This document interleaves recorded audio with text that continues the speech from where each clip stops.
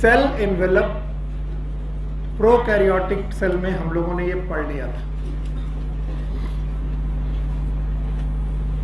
और सब लोगों को मालूम है कि सेल एनवेलप में 3 लेयर है। कितनी लेयर?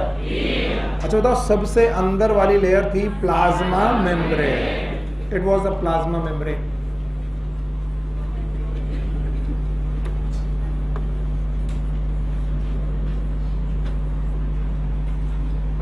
इसके बाद सेल वॉल,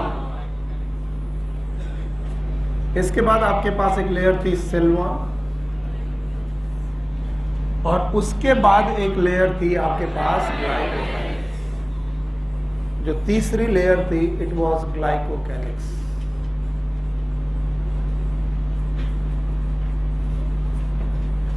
और इन तीनों लेयर को मिलाकर के हमारे पास सेल एनवेलप बना था। और जो हमारा कल का आखिरी टॉपिक था that was the on the basis of cell envelope. Gram साहब ने, क्रिश्चियन ग्राम, याद है? किलोग्राम की क्रिश्चियन ग्राम, ये एक साइंटिस्ट हैं क्रिश्चियन ग्राम। इन्होंने 2 प्रकार के बैक्टीरिया पता लगाए थे। एक कौन थे? ग्राम पॉजिटिव, और एक कौन से थे? Gram negative. और मैंने कल आपको ग्राम पॉजिटिव और ग्राम नेगेटिव स्टेनिंग सिखाई थी, याद है? एक छोटा सा रिवीजन करना है और आप मुझे बताएंगे। हमने एक डाई ली थी, याद है? बोलो, क्रिस्टल वायलेट, याद है? या फिर उसी का नाम जेनसियन वायलेट। कलर किया था सारे बैक्टीरिया किस कलर? Blue colour. फिर 0.5% आयोडीन सॉल्यूशन डाला था, और इसके बाद पानी से धुला था, फिर अल्कोहल और एसीटोन। कुछ लोग ब्लू रहे थे, जो ब्लू थे वो ग्राम, और जो कलरलेस वो ग्राम। पक्का? इतना हम लोग पढ़ चुके हैं, और आज हर एक मेम्ब्रेन को अलग से देखना है। बताओ, 3 लेयर में पहली layer, thank you very much, glycocalyx. इसका नेचर होता है अडेशन। कैसा होता है? याद रखा है, ये अडेशन, यानी बैक्टीरिया अगर अडेशन करने की कोशिश कर रहे हैं, कहीं पर चिपकने की कोशिश कर रहे हैं, तो उनकी कौन सी मेम्ब्रेन काम आएगी? ग्लाइकोकैलिक्स। ग्लाइकोकैलिक्स बैक्टीरिया में 2 फॉर्म में मिलती है। एक फॉर्म होता है लूज मेम्ब्रेन लाइक और लूज मेम्ब्रेनस फॉर्म, और एक होता है compact form of the glycocalyx.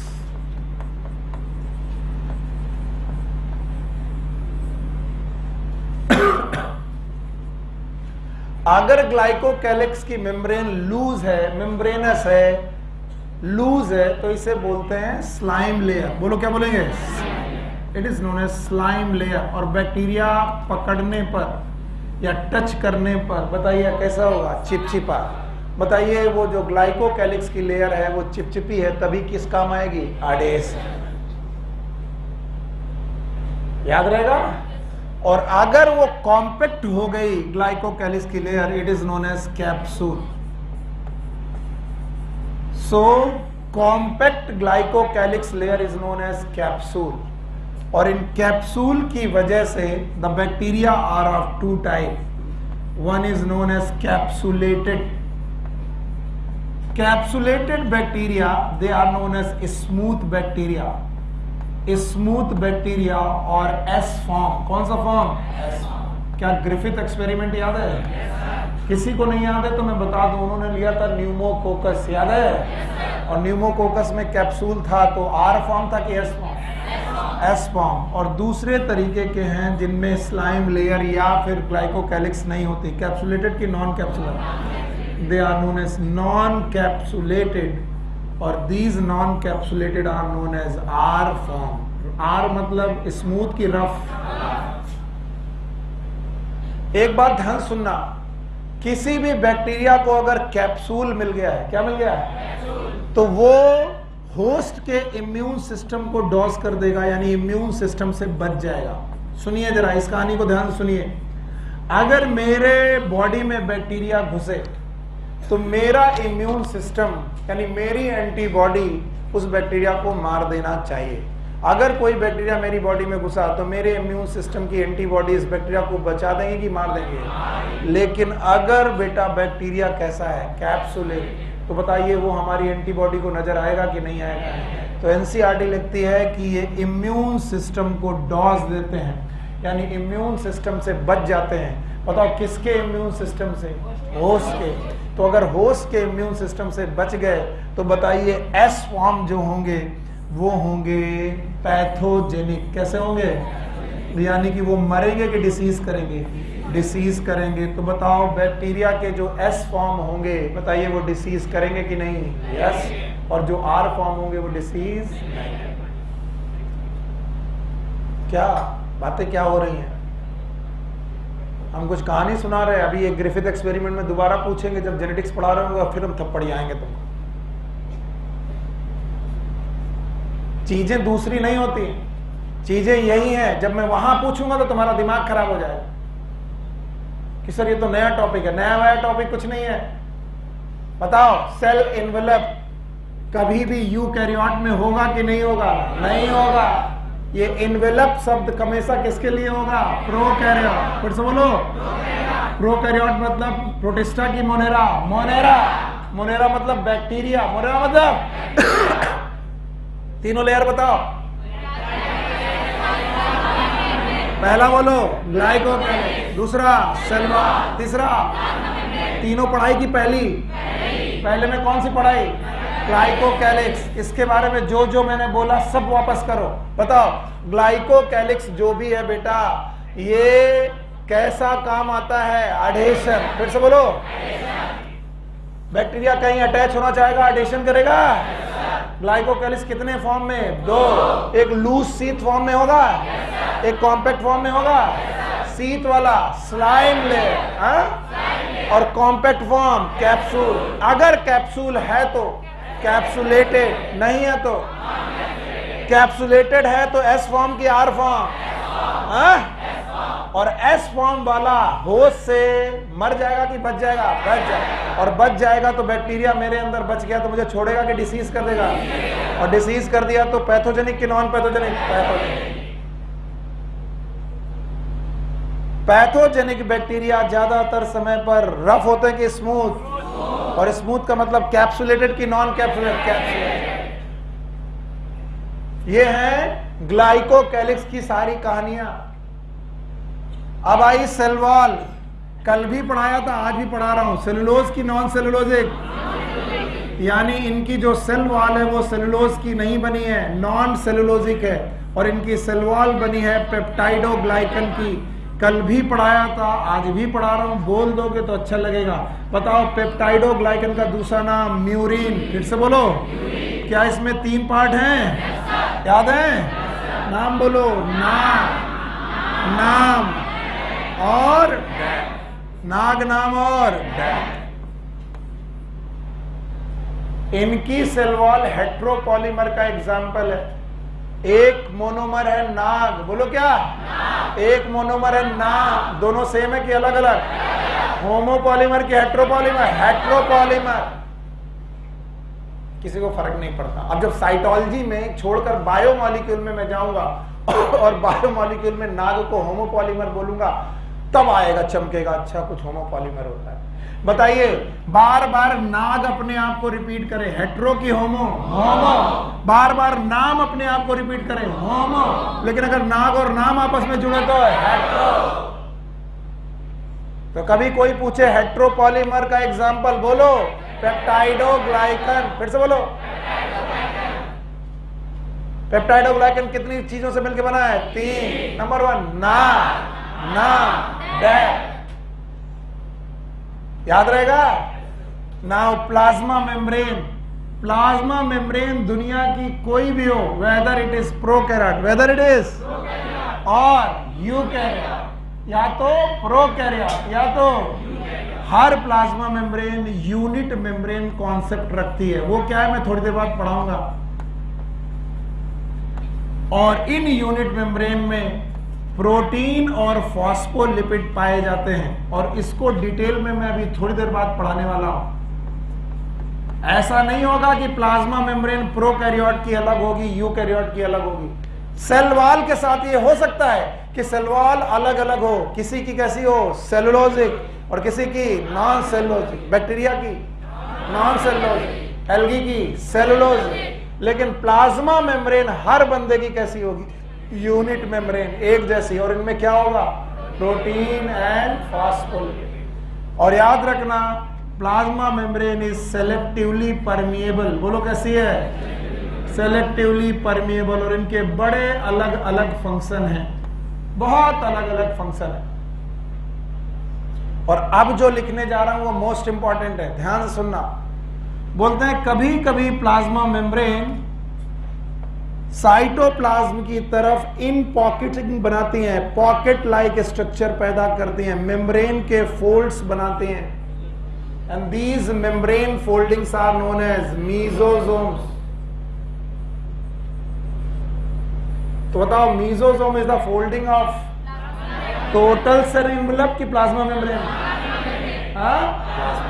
Plasma membrane की फोल्डिंग है, फोल्डिंग ऑफ प्लाज्मा मेम्ब्रेन।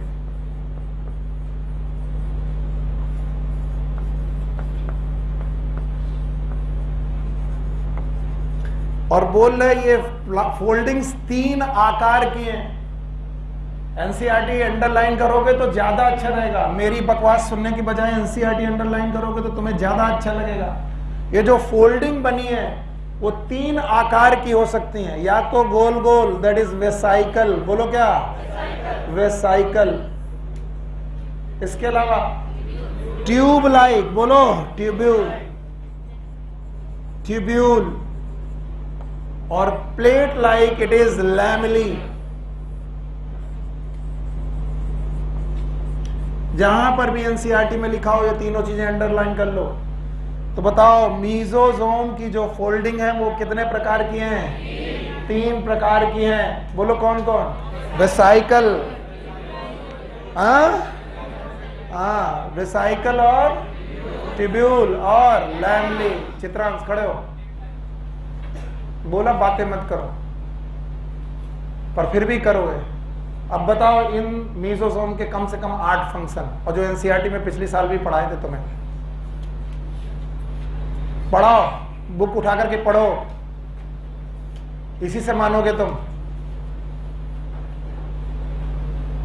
कितना भी कह दो बात मत करो तो करोगे ही। अब दिखाई भी नहीं पड़ रहा होगा कहां लिखा है, पिछली साल अंडरलाइन कराया था।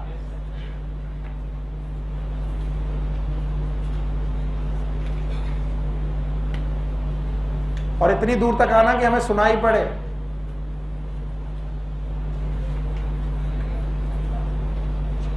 यही करना चाहिए, सबसे तुम लोगों से यही करवाना चाहिए, तभी तुम्हारी अकल ठिकाने आएगी। अब पल्ले भी नहीं पड़ रहा। बताओ कितने प्रकार के? तीनों याद हैं? बोलो कौन? और ये कौन है? मीजोसोम है। मीजोसोम कितने आकार के? और इनकी फंक्शन की एक लिस्ट बनाई है। और जिस दिन भी क्वेश्चन बना, मुंह फैला के बैठोगे ऐसे,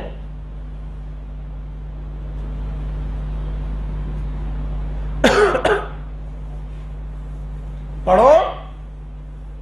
मिला? हाँ, क्या लिखा है?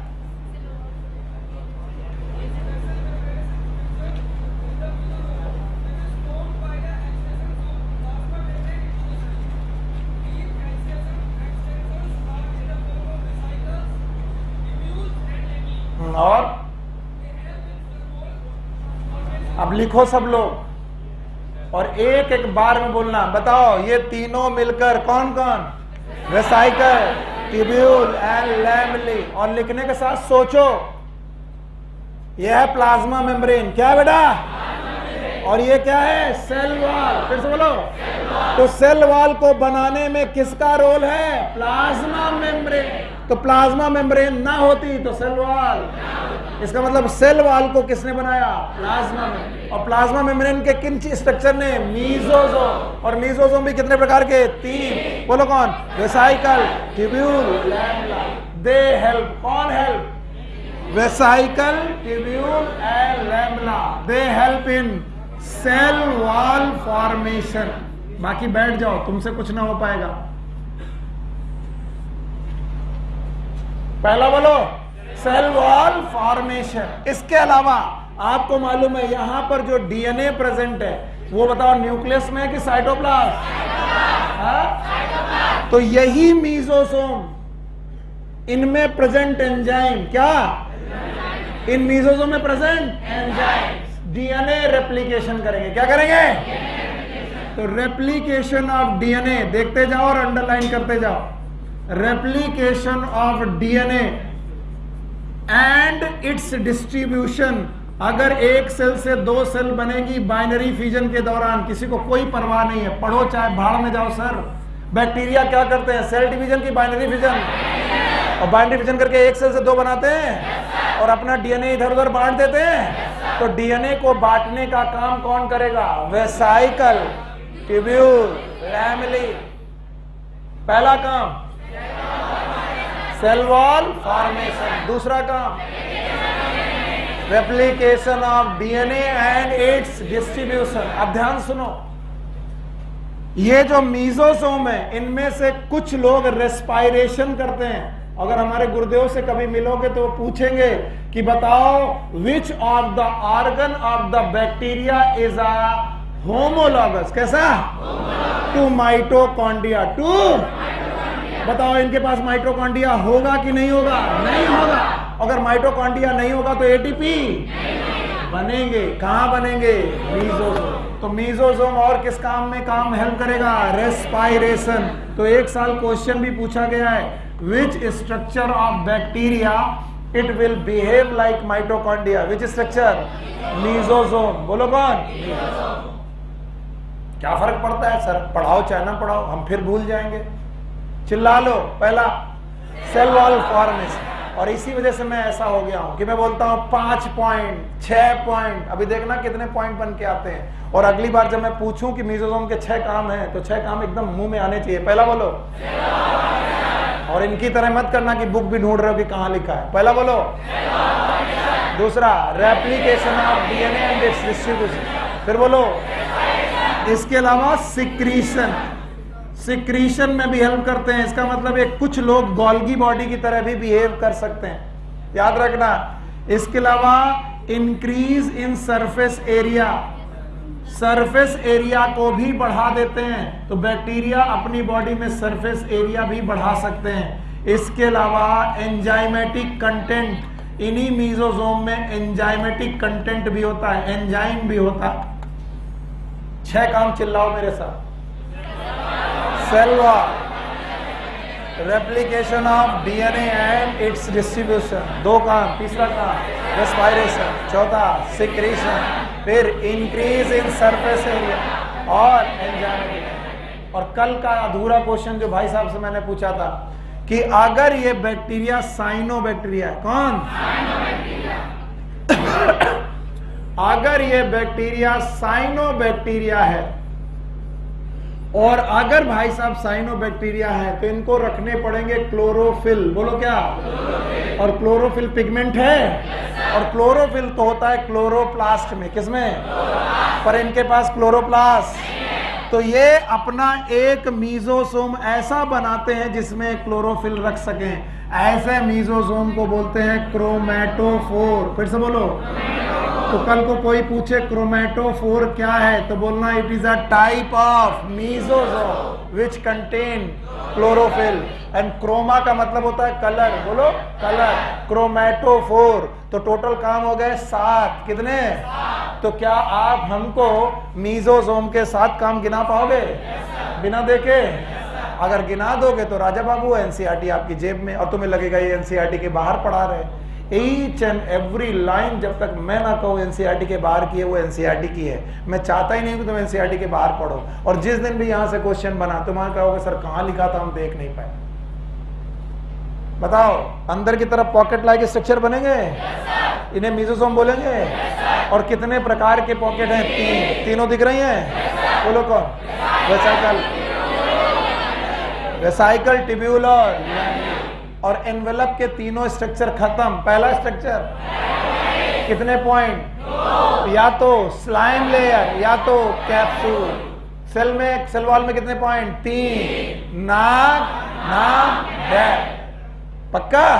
और इसके बाद प्लाज्मा मेम्ब्रेन के 7 पॉइंट। कौन से वाले में क्या बना रहे हैं? मीजोसोम। और मीजोसोम से कितने काम? 7। बता पाओगे? हिम्मत है तो अब बताओ, बता दोगे? बोलो। इसका मतलब नाग नाम डैप को रिलीज करना किसका काम? Mesosome. DNA replication and distribution. तीसरा रेस्पायरेशन, माइटोकॉन्ड्रिया की तरह। फिर सिक्रीशन, फिर सरफेस एरिया बढ़ रहा है और एंजाइम कंटेंट बढ़ रही है और सारी बैक्टीरिया के साइनोबैक्टीरिया। हिला तो नहीं बेटा, देखो फोकस सही है। कल का फोकस गड़बड़ हो गया था। ये दिखाई पड़ रहा है? नहीं दिख रहा? ये दिख रहा? ये दिख रहा है? दिख रहा है? ये दिख रहा है? ये दिख रहा है? ये दिख रहा है? बस ठीक है, सब बाकी सब कुछ सही है। मैं ही हिल डुल रहा हूँ, मुझे खूंटे में बांध दिया गया। चलो अच्छा, अब मैं नहीं हिलूंगा डुलूंगा, वहां तक तो पहुंचना ही पड़ता है। अब बताओ, हम लोगों ने मीजोसोम पढ़ लिया, सेल इनवेलप पढ़ लिया। अब अगर हम प्रोकैरियोटिक सेल के अंदर घुसे, किसके अंदर? तो साइटोप्लाज्म मिलेगा? नहीं मिलेगा। न्यूक्लियस वेल फॉर्म मिलेगा? यस। नहीं मिलेगा। न्यूक्लियोइड मिलेगा? और सेल ऑर्गेनेल मिलेंगे, मेम्ब्रेनस की नॉन मेम्ब्रेनस। और एक यूनिवर्सल सेल ऑर्गेनेल है जो हर जगह। तो हमारा नया टॉपिक है ribosomes and inclusion bodies. Ribosomes and inclusion bodies. याद रखना, ये भी प्रोकैरियोट के रेस्पेक्ट में डिस्कस कर रहे हैं। कल को कोई बोले राइबोसोम केवल प्रोकैरियोट में होता है, no, ribosome are present in prokaryotes as well as in eukaryotes में भी पाए जाते हैं। लेकिन अभी जो डिस्कशन मैं करूंगा, बताइए वो यूकैरियोट वाले राइबोसोम का करूंगा कि प्रोकैरियोट? प्रोकैरियोट। मत करो बात बेटा। Ribosome they are made up of ribonucleoprotein. Ribonucleoprotein के बने हैं। अब किसी को मतलब नहीं है, लिख लिया, कुछ ना कुछ होगा ही राइबोन्यूक्लियोप्रोटीन। याद रखना, राइबोन्यूक्लियोप्रोटीन का मतलब है राइबोसोम में दो चीजें हैं। एक है RNA, full form ribosomal RNA. फिर से बोलो। और इसके अलावा प्रोटीन।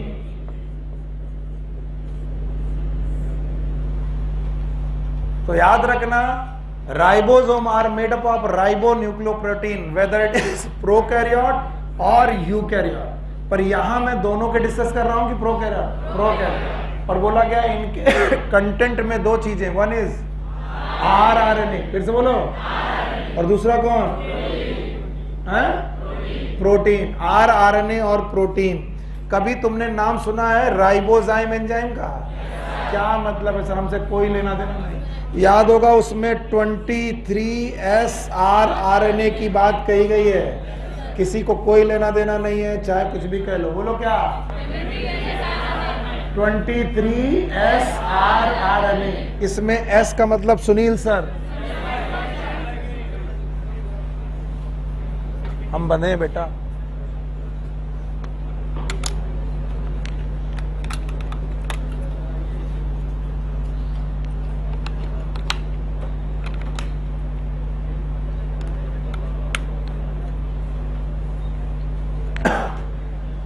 ओके, तो तुमने कभी राइबोजाइम नाम का एंजाइम सुना है? वो राइबोजाइम एंजाइम एक्चुअली आरएनए होता है, यही प्रोकैरियोटिक आरएनए, और राइबोसोम में ही पाया जाता है। किसी को फर्क नहीं पड़ता, चलो हमें को भी नहीं पड़ता। बोलो कौन सा आरएनए? अब सुनना, इन आरएनए और इन प्रोटीन की अपनी एक डेंसिटी होती है। अब कोई पूछे डेंसिटी क्या होती, तो वो जानता होगा, it is D is equal to m/v। What is m/v? Mass upon velocity, volume. बताओ, तो density is equal to mass upon volume. अगर कम वॉल्यूम हो, मास ज्यादा हो, डेंसिटी बढ़ जाए। इतना तो सबको मालूम है, density is inversely proportional to volume. कम वॉल्यूम में ज्यादा मास हो तो डेंसिटी बढ़ेगी। बोले इस डेंसिटी को देखने के लिए, नापने के लिए एक साइंटिस्ट आए, स्वेडबर्ग नाम के एक साइंटिस्ट आते हैं, स्वेडबर्ग, और इन्होंने इन राइबोसोम और इन प्रोटीन का सेडिमेंटेशन करवाना चालू किया, सेडिमेंटेशन कराना चालू किया। ये एक मैकेनिज्म है सेडिमेंटेशन। सेडिमेंटेशन का कुछ कुछ प्रोसेस ऐसा होता है जैसे कि किसी गंदे बालू वाले पानी में अगर तुम उसे थोड़ी देर के लिए रख दो तो बालू ऊपर और पानी नीचे आ जाता है, ऐसा होता है। कौन नीचे आता है? बालू नीचे, पानी। मैं तुमसे क्वेश्चन का जवाब मांगता हूं, वाई बालू नीचे? उसकी डेंसिटी, तो जिसकी डेंसिटी ज्यादा उसके सेटल होने की चांसेस कम, ज्यादा। तो होता है कि जिसका सेडिमेंटेशन ज्यादा उसकी डेंसिटी भी नो, पता ही नहीं है। अरे बेवकूफो, ये मत सोचो तुम गिलास और पानी सोचो। पता, पानी में बालू है तो बालू में बालू की डेंसिटी कम की ज्यादा, तो बालू पहले बैठ जाएगी। तो जो सेडिमेंटेशन कर रहा है उसकी डेंसिटी ज्यादा। तो जब स्वेडबर्ग ने सेडिमेंटेशन कराया प्रोटीन और आरएनए का, तो जिन्होंने जल्दी सेटल किया होगा, जल्दी उनकी डेंसिटी, और जिन्होंने देर में सेटल किया होगा, हाँ? तो इस तरीके से सेडिमेंटेशन की यूनिट को उन्होंने स्वेडबर्ग यूनिट कहा। क्या कहा? यस, इसे बोला स्वेडबर्ग यूनिट, और उसे एस से डिनोट किया। क्या, किससे? एस। तो अगर मैं बोलूं कि यहां पर 23S है तो इसमें एस का मतलब स्वेडबर्ग यूनिट। बोलो कौन? और जितनी ज्यादा स्वेडबर्ग यूनिट होगी सेडिमेंटेशन उतना ज्यादा। नींद आ रही है? आड़ाई तो ऐसे ले रहे हो कि एकदम पता नहीं क्या तुम्हारे ऊपर अत्याचार कर रहा हूं। Sedimentation is directly proportional to density. तो जितने ज्यादा सेडिमेंटेशन फास्ट होंगे स्वेडबर्ग यूनिट उतना कम की ज्यादा, ज्यादा। और इसमें सेडिमेंटेशन किसका देख रहे हो? सुनील सर का। किसका?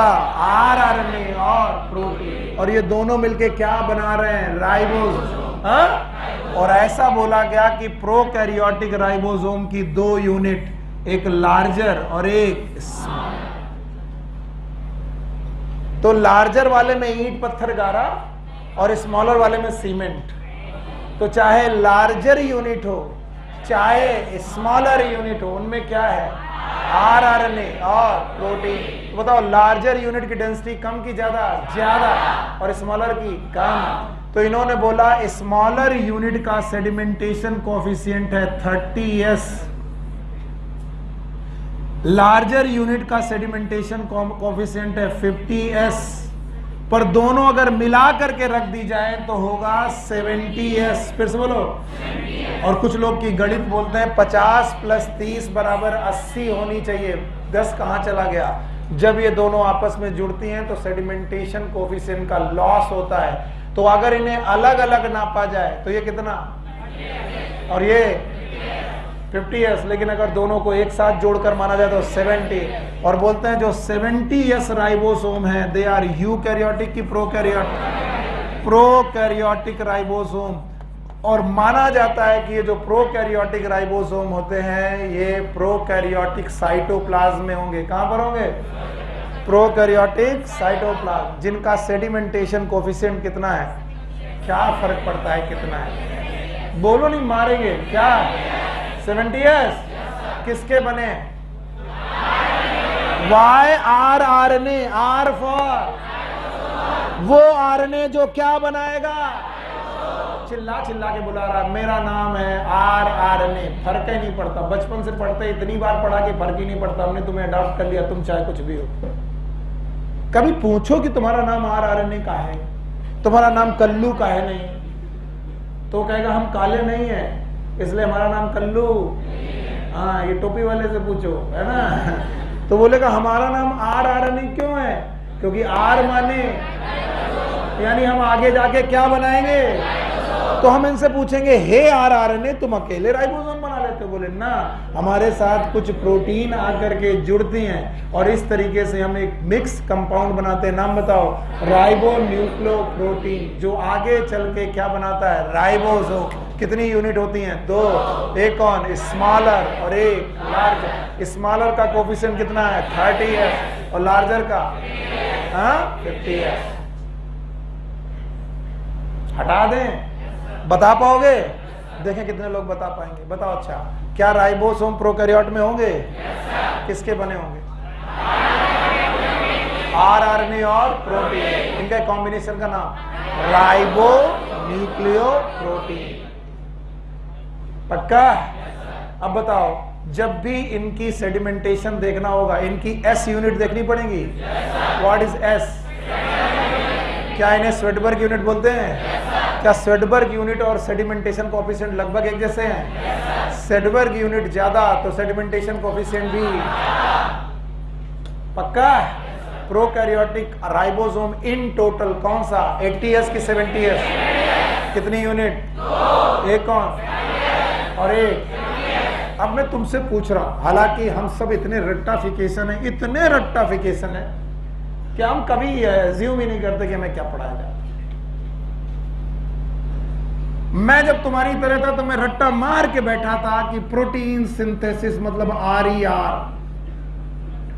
प्रोटीन सिंथेसिस मतलब RER। What is RER? Rough endoplasmic reticulum. थोड़ा और बड़ा हुआ तो पता चला कि रफ एंडोप्लाज्मिक रेटिकुलम में राइबोसोम है। क्या है? राइबोसोम है और इस वजह से प्रोटीन सिंथेसिस होती है। और अब मैं यहां पढ़ा रहा हूं प्रोकैरियोटिक सेल। कौन सी सेल?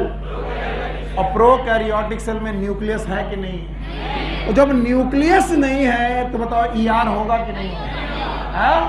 और जब ER नहीं होगा तो RER भी। तो लोग कहेंगे प्रोटीन सिंथेसिस नहीं भाई साहब, प्रोटीन सिंथेसिस होगी। प्रोटीन सिंथेसिस का ER से कोई लेना देना नहीं है, R से लेना देना। R मतलब राइबोसोम है तो प्रोटीन सिंथेसिस है, और राइबोसोम नहीं है तो प्रोटीन सिंथेसिस नहीं। तो क्या प्रोकैरियोटिक कोशिकाओं में राइबोसोम है? यस। और वो राइबोसोम इकट्ठा रहने लगे हैं और इकट्ठा रह करके ग्रुप बनाने लगे हैं, और इस राइबोसोम के ग्रुप का नाम है पॉलीराइबोसोम। फिर से बोलो। तो बताओ, ये पॉलीराइबोसोम ER में मिलेंगे कि साइटोप्लाज्म? क्योंकि प्रोकैरियोट में ER होगा। और इसी पॉलीराइबोसोम कंडीशन को बोलते हैं polysome. This is the question asked in NEET 2017।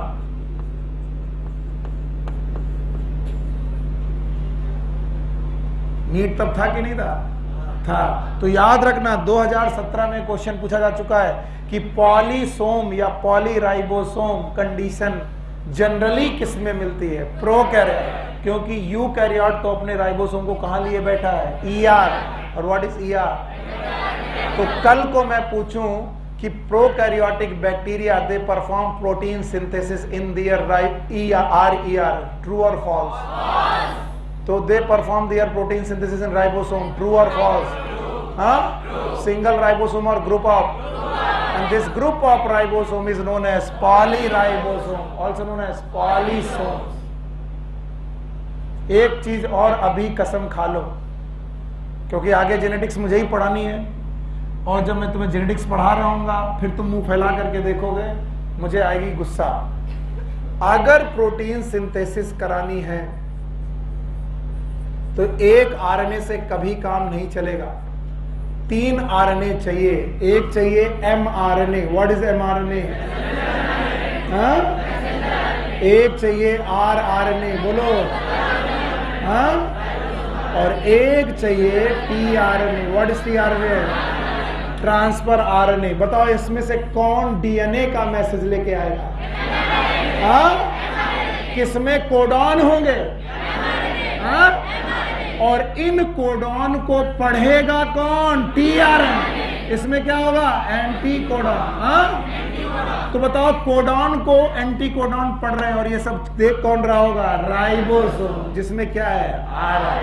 तो बताओ प्रोटीन सिंथेसिस किसी एक आरएनए से होगी कि तीनों आरएनए चाहिए। बोलो कौन कौन? M RNA, R RNA, T RNA. What is M RNA? What is R RNA? What is T RNA? और इनमें से कोई एक ना हुआ प्रोटीन सिंथेसिस, तो बताओ राइबोसोम की जरूरत क्यों है?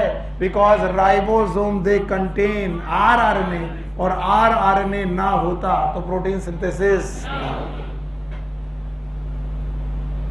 अब बताओ बैक्टीरिया में प्रोटीन सिंथेसिस एसईआर में कि आरईआर में? इतने पागल हो। अरे आरईआर में, हाँ आरईआर में नहीं होगी। क्यों? पहली क्लास लग रही तुम्हारी, पहली है, खड़े हो जाओ। क्यों नहीं आ रही यार? बेटी अब कंफ्यूज मत होना, जवाब सही देना। पहली क्लास होने के बावजूद भी जवाब सही देना। वाई आ रही है? बताओ प्रोकैरियोटिक बैक्टीरिया में प्रोटीन, दो ऑप्शन है, बैक्टीरिया में प्रोटीन सिंथेसिस कहां होगी? आरईआर में होगी कि एसईआर में? एसईआर में होगी।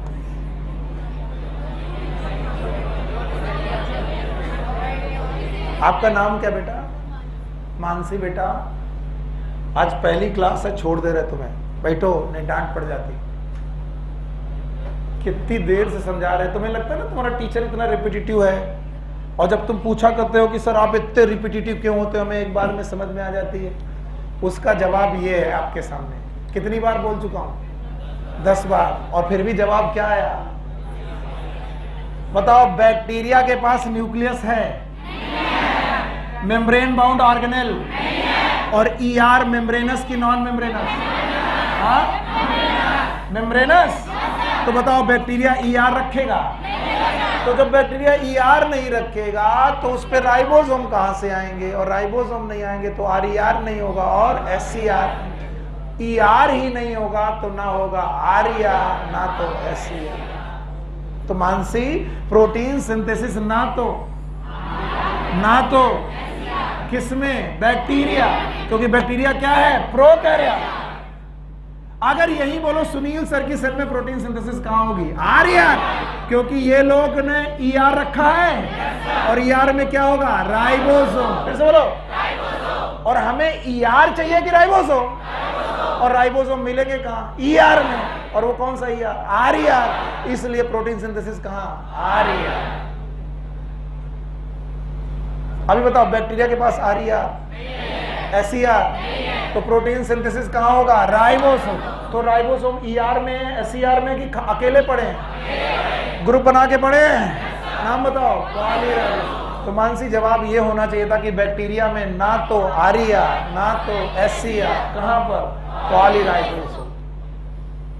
और इतनी इजीली फंसते हैं इस क्वेश्चन में लोग कि मैं जब ये क्वेश्चन बनाता हूं तो 70% पॉपुलेशन कहती कितना आसान क्वेश्चन सुनील सर ने पूछा था कि बताओ प्रोटीन सिंथेसिस एसईआर में होती कि आरईआर में? दुनिया जानती है आरईआर, और ऊपर मैंने धीरे से लिखा है in bacteria in protein synthesis occur in RER, SER, both, none.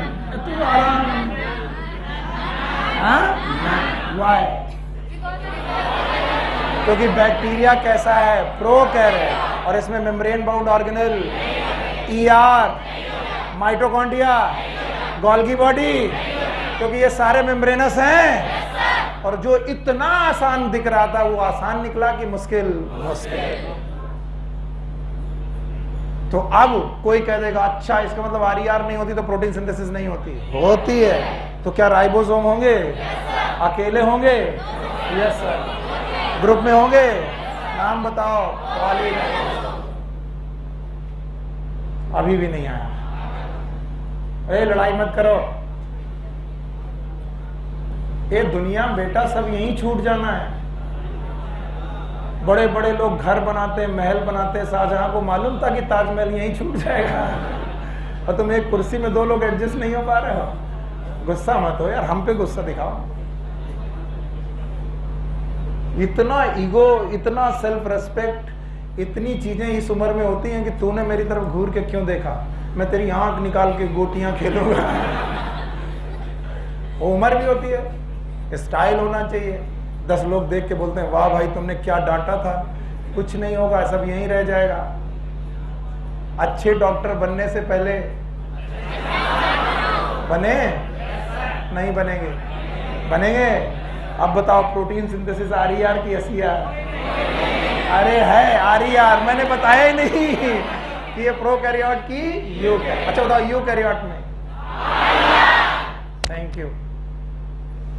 Prokaryote में polyribosome.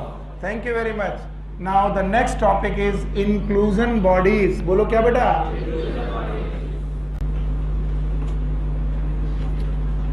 Inclusion bodies are the bodies made up of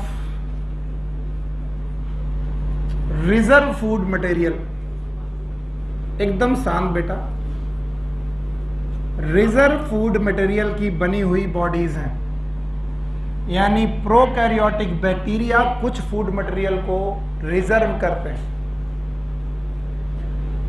These are present in cytoplasm। ये साइटोप्लाज्म में पड़ी होती हैं। एंड जनरली, नॉट ऑलवेज, मैंने बोला always की generally, generally they are non membranes.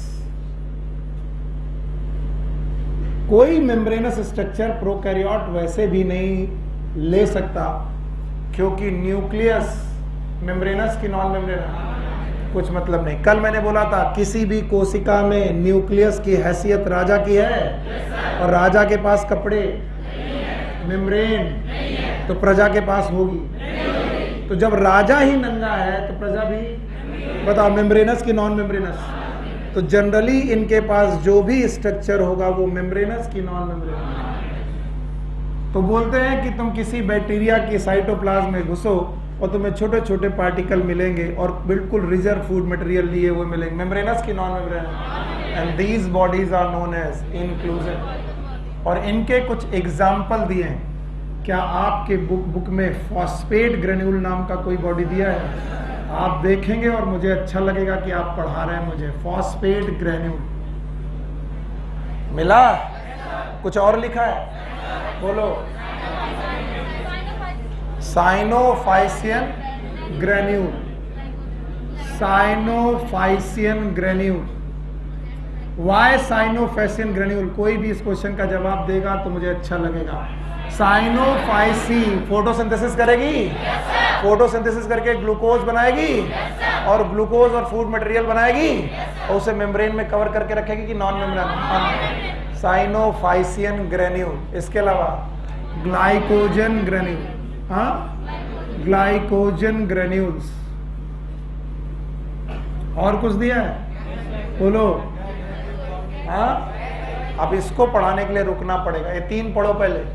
Phosphate granule, cyanophycean granule और ग्लाइकोजन ग्रेन्यूल। Okay good. अब पिछली साल मेरी क्लासेस में कौन था? यस यस यस यस, हाँ भाई खड़े हो। अब तुम मुझे बताओ बैक्टीरिया की फोटोसिंथेसिस के बारे में, अगर तुम्हें कुछ भी आता है साइनोबैक्टीरिया में। अच्छा ये वाली फोटोसिंथेसिस देखो, carbon dioxide plus H2S C6H12O6 क्या निकला? Sulphur. In presence of chlorophyll and sunlight. ये बैक्टीरिया की है कि साइनोबैक्टीरिया? पता नहीं। आई एम सॉरी, मैंने आप लोगों से उम्मीद लगाई, मेरी गलती है। बैठ जाओ, अब मैं बता रहा हूं, अब सुनो, अब ध्यान सुनो, क्योंकि मैं तीसरा वैक्यूल पढ़ाने जा रहा हूं, गैस वैक्यूल, और मैं नहीं चाहता कि आप गैस वैक्यूल को रट्टा मारें। तो इस गैस वैक्यूल को समझने के लिए आपको फोटोसिंथेसिस समझनी पड़ेगी। एक होते हैं साइनोबैक्टीरिया, और साइनोबैक्टीरिया फोटोसिंथेसिस जब कर रहे होते हैं तो कार्बन डाइऑक्साइड और वाटर को आपस में जोड़ करके C6H12O6 बना रहे होते हैं, साथ में ऑक्सीजन निकल रही होती है, और इन प्रेजेंस ऑफ क्लोरोफिल, बोलो कहां पर, क्लोरोफिल और सनलाइट। ये फोटोसिंथेसिस बहुत नॉर्मल फोटोसिंथेसिस है, क्योंकि दुनिया का हर प्लांट लगभग फोटोसिंथेसिस ऐसे ही करता है। इससे निकलने वाली गैस है ऑक्सीजन, और ये ऑक्सीजन गैस एक वैक्यूल के रूप में निकल रही है, और ये बेटा नॉन मेम्ब्रेनस बुलबुला सा एक वैक्यूल, गैस का वैक्यूल आ रहा है। तो बताओ गैस वैक्यूल साइनोबैक्टीरिया में होगा कि नहीं होगा? होगा। ये तो बात पक्की है, साइनोबैक्टीरिया में गैस वैक्यूल होगा। इसके अलावा एक बैक्टीरियल फोटोसिंथेसिस है जिसमें कार्बन डाइऑक्साइड H2S किसके साथ, H2S के साथ रिएक्शन कर रहा है in presence of chlorophyll, and these chlorophyll are bacterial chlorophyll. कौन सी? और सनलाइट की प्रेजेंस में C6H12O6 बना रहा, साथ में क्या निकल रही है? सल्फर। और सल्फर जो गैस के रूप में निकल रही है, it is again a gas vacuole. बताओ दोनों गैस वैक्यूल सेम है कि अलग अलग? अलग। और ऐसी बैक्टीरियल फोटोसिंथेसिस दो बैक्टीरिया करते हैं, एक है green sulphur bacteria, green colour के sulphur bacteria. Why they are known as sulphur bacteria? क्योंकि इन्होंने ऑक्सीजन निकाली कि सल्फर, सल्फर। और दूसरे तरीके के पर्पल सल्फर बैक्टीरिया। और अब अपनी एनसीईआरटी देखो तो शायद रटना ना पड़े, और बोला गया होगा कि गैस वैक्यूल 3 लोग बना रहे हैं। बोलो कौन? बोलो, cyanobacteria, green bacteria, purple bacteria. देखो कौन कौन, दिखाई पड़ा कि नहीं? नहीं देखा? बोलो कौन कौन? साइनोबैक्टीरिया, साइनोबैक्टीरिया की जगह ब्लू ग्रीन लिखा होगा। What is blue green? पता नहीं सर, साइनो तो नहीं लिखा, आप क्या पढ़ा रहे हो सर उल्टा सीधा। बताओ साइनोबैक्टीरिया का दूसरा नाम ब्लू ग्रीन। ब्लू ग्रीन के अलावा और क्या? ग्रीन, ग्रीन और कौन? पर्पल। तो ग्रीन का पूरा नाम ग्रीन सल्फर बैक्टीरिया और पर्पल सल्फर बैक्टीरिया। ये सारे लोग गैस वैक्यूल बनाएंगे, और सारी गैसेस एक जैसी की अलग अलग। बताओ साइनोफाइसियन गैसेस कौन सी होंगी? ऑक्सीजन। बोलो कौन सी? इन्होंने क्या निकाला है? ऑक्सीजन, और इनकी सल्फर। तो बताओ फोटोसिंथेसिस एक प्रकार की कि दो? बैक्टीरिया की फोटोसिंथेसिस एक की दो? एक साइनोबैक्टीरिया करेगा तो क्या निकालेगा? ऑक्सीजन, और नॉर्मल बैक्टीरिया करेंगे तो सल्फर। किसी को फर्क ही नहीं पड़ता, कोई मतलब नहीं। अभी जब मैं फोटोसिंथेसिस पढ़ाऊंगा दोबारा और तब पूछूंगा कि सारे बैक्टीरिया ऑक्सीजन निकालते हैं, तब तुम बोलना हाँ, और फिर कचरेंगे पकड़ के तुमको। निकालते हैं? सारे निकालते हैं। वान नील याद है? वान नील रट्टा मारा ही होगा कभी ना कभी। वान नील याद है? वान नील बैक्टीरिया पे फोटोसिंथेसिस कर रहा था और बैक्टीरिया ऑक्सीजन निकाल रहा था कि सल्फर, सल्फर। ये भी आपकी एनसीईआरटी में है, इस चैप्टर में नहीं है तो अलग चैप्टर में मिलेगा। किसमें मिलेगा? फोटोसिंथेसिस। और ना आया तो रट्टा मारो। अब तो तुम लोगों से कॉन्सेप्ट में बात ही नहीं करूंगा। बताओ कौन कौन से ग्रेन्यूल? फॉस्फेट, साइनोफाइसियन, ग्लाइकोजन और गैस वैक्यूल। सारे के सारे बैक्टीरिया करेंगे। नो, बोलो कौन? ब्लू ग्रीन, ग्रीन और पर्पल। और प्लीज ऐसे बताओगे तो मुझे ज्यादा अच्छा लगेगा। कितने लोग हैं ऐसे बता पाएंगे? इंक्लूजन बॉडी याद है? मेम्ब्रेनस की non membranes? Reserve food material है? सॉरी मैं भूल जाता हूं कि मैं खूटे में हूं। ओके छोड़ दो बेटा, सॉरी। बताओ मेम्ब्रेनस की नॉन मेम्ब्रेनस? इंक्लूजन बॉडी है? और ये बॉडी भी प्रोकैरियोट की स्पेशलिटी है, यूकैरियोट में नहीं। यूकैरियोट में होगा तो स्टोरेज किया जाएगा, पैरेन्काइमा, कॉलेन्काइमा, स्क्लेरेन्काइमा, भूल ही गए। और एनिमल होगा तो लिवर, एनिमल होगा तो लिवर। पर प्रोकैरियोट हैं तो आपको मालूम है इनमें स्टोर करने के लिए कौन है? कोशिकाएं, एक की मैनी, एक, और वो भी एक कोशिका में क्या? साइटोप्लाज्म। और जो ग्रेन्यूल है उनके नाम बताओ, जल्दी बताओ। फॉस्फेट, साइनोफाइसियन, ग्लाइकोजन और गैस वैक्यूल। और गैस वैक्यूल सबके पास है, कुछ लोगों के पास है। वो जो लोग क्या कर रहे हैं, फोटोसिंथेसिस। कौन कौन? Blue green bacteria, green bacteria, purple bacteria. Blue green bacteria के गैस में oxygen. Thank you very much, आ गया आपको। और बताओ, ग्रीन के सल्फर, पर्पल के सल्फर। तो एनसीईआरटी की हर एक लाइन कितनी इंपॉर्टेंट है अब आपको पता चल रहा होगा।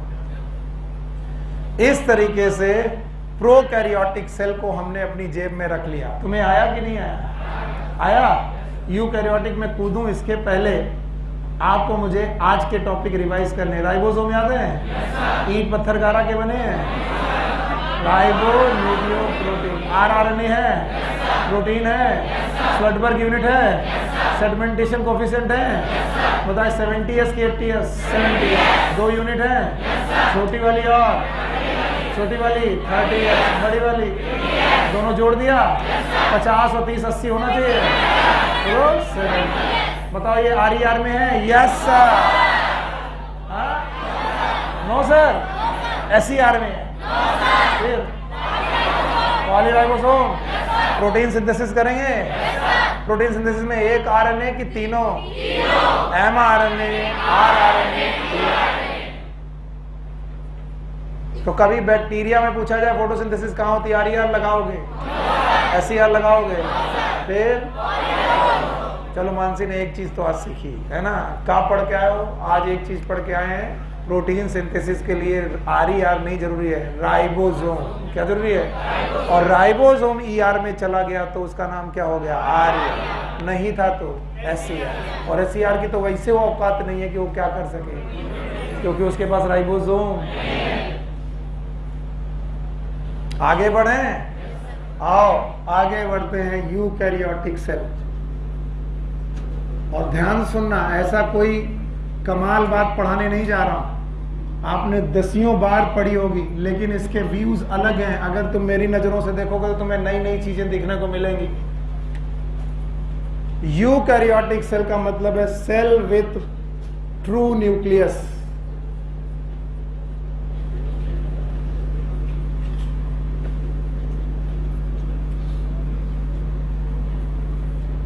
और ट्रू न्यूक्लियस का मतलब है न्यूक्लियस विथ न्यूक्लियर मेम्ब्रेन।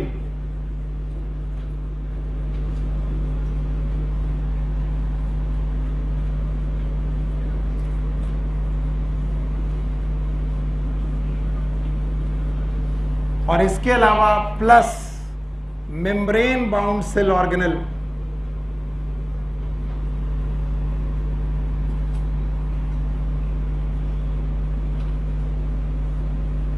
अब एनसीईआरटी ने एक लाइन लिखी, लेकिन जिसको नहीं मतलब है वो नहीं मतलब, जिसको मतलब है उसको बड़ी अच्छी लगेगी। मान लीजिए मैं यूकैरियोटिक कोशिका की बात कर रहा हूं, तो उस यूकैरियोटिक कोशिका में एक चीज तो 100% मिलेगी, वॉल नहीं, बोलो कौन? Plasma membrane. कुछ देर के लिए पेन रोको। प्लाज्मा मेम्ब्रेन तो सब में मिलेगी, चाहे वो प्लांट हो चाहे वो एनिमल हो। और इस प्लाज्मा मेम्ब्रेन के अंदर साइटोप्लाज्म मिलेगा। क्या मिलेगा? तो बोला गया प्लाज्मा मेम्ब्रेन ने एक कंपार्टमेंट बनाया, एक बड़ा सा कंपार्टमेंट बनाया। कंपार्टमेंट का मतलब कमरे जैसा 3D स्ट्रक्चर। और इस कंपार्टमेंट के अंदर, पूरे कंपार्टमेंट के अंदर प्रोटोप्लाज्म है। और प्रोकैरियोट होता तो बड़ा सीधा कंपार्टमेंट होता है, एक बार मेम्ब्रेन में घुसे फिर आगे मेम्ब्रेन मिलनी नहीं, अब किसी को फर्क भी नहीं पड़ता। अरे प्रोकैरियोट होता तो एक मेम्ब्रेन होती, फिर इसके बाद मेम्ब्रेन, ना तो न्यूक्लियस में मेम्ब्रेन, ना तो एंडोप्लाज्मिक रेटिकुलम, ना तो गोल्गी बॉडी, कोई मेम्ब्रेनस स्ट्रक्चर। लेकिन जैसे ही तुम इस कंपार्टमेंट में घुसे, तुमको एक बड़ा सा कंपार्टमेंट और मिला, और वो भी मेम्ब्रेनस कंपार्टमेंट है, और उसका नाम है न्यूक्लियस। बोलो क्या नाम? This is again a compartment known as nucleus.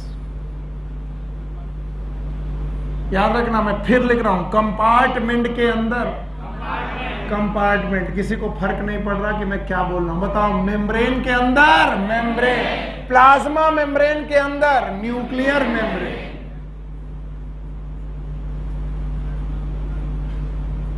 अब बोले आप और आगे बढ़िए, आपको मिला ER। बोलो क्या मिला? बताइए, ER के अपने ल्यूमेन हैं, इसके भी अपने कंपार्टमेंट, यानी कि यहां पर भी मेम्ब्रेन। हे भगवान, यानी कि आप घर में घुसे, घर चारों चार दीवारियों से एक बार बना हुआ था, उसी चार दीवारी में कहीं किचन बना था, अलग से दीवार नहीं थी, बिना दीवार का घर था। तो घर बराबर कमरा और कमरा बराबर घर। एक घर में कितना कमरा? एक, और एक कमरे का घर। लेकिन तुम एक घर में घुसे, किचन का अलग कंपार्टमेंट, लिविंग रूम का अलग कंपार्टमेंट, ओके, बेडरूम का अलग कंपार्टमेंट, बाथरूम का अलग कंपार्टमेंट। बताइए, एक कंपार्टमेंट के अंदर अलग कंपार्टमेंट। तो बताइए, एक मेम्ब्रेन के अंदर और membrane, Golgi body again membranes, mitochondria again membranes.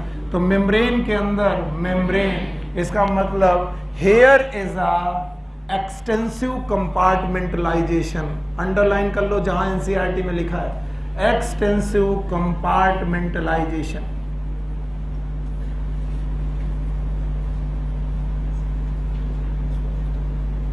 तो यूकैरियोटिक साइटोप्लाज्म में कंपार्टमेंटलाइजेशन बहुत होते हैं। और कभी कोई पूछे व्हाट इज एक्सटेंसिव कंपार्टमेंटलाइजेशन, बोलिए it is a membrane with in membrane concept. Membrane के अंदर मेम्ब्रेन है, और फिर भी ना माने तो उसे बोलो एक्सटेंसिव कंपार्टमेंटलाइजेशन का मतलब cell organelle with membrane.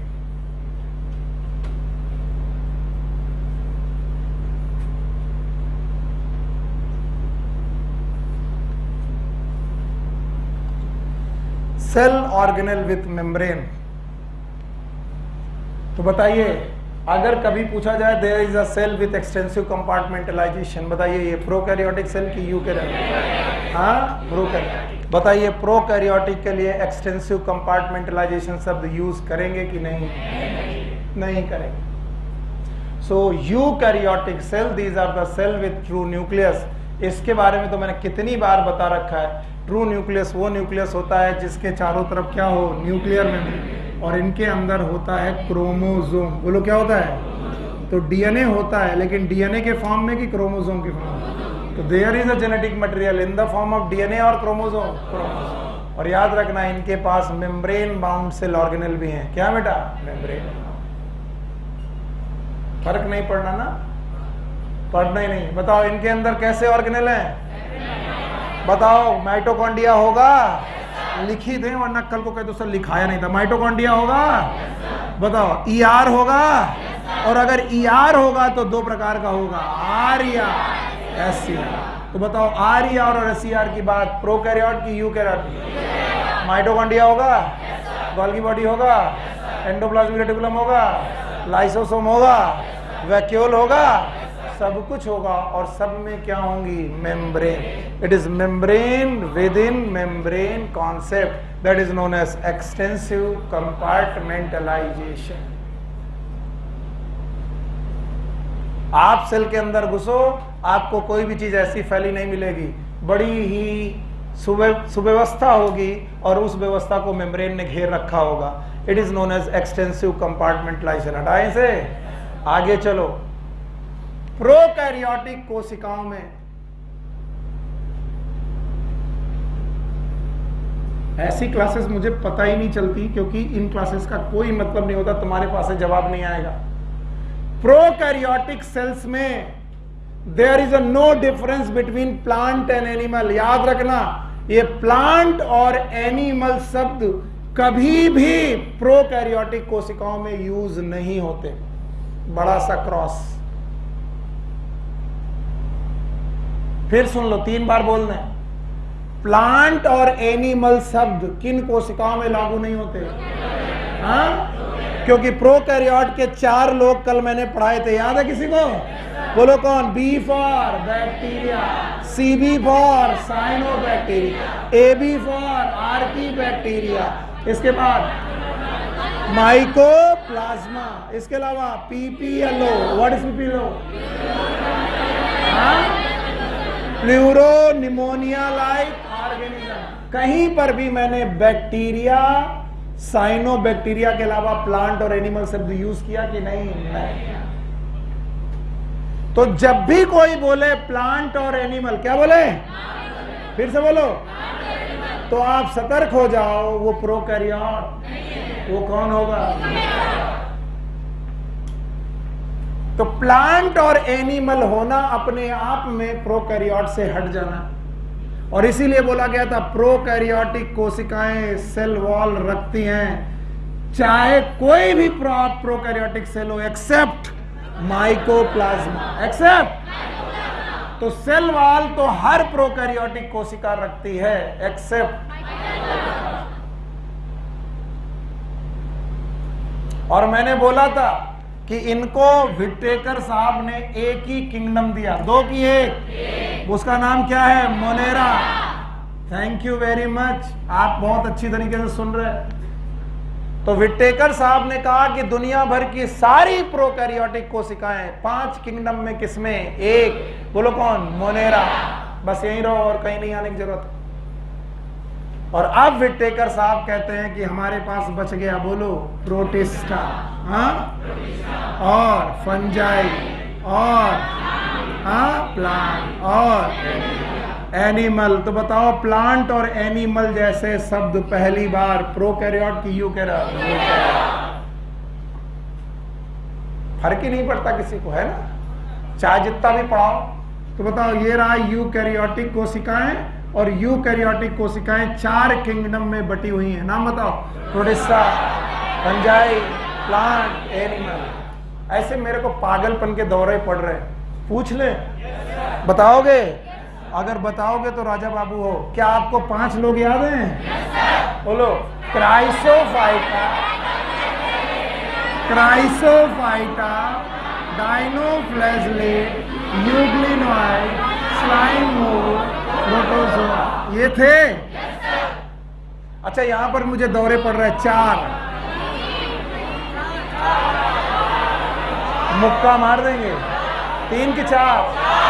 Phycomycetes, Ascomycetes, Basidiomycetes, Deuteromycetes. याद आया? प्लांट याद है? बोलो। Algae, Bryophyta, Pteridophyta, gymnosperm, angiosperm. पक्का? और यहां तो 11 लोग याद है? बोलो।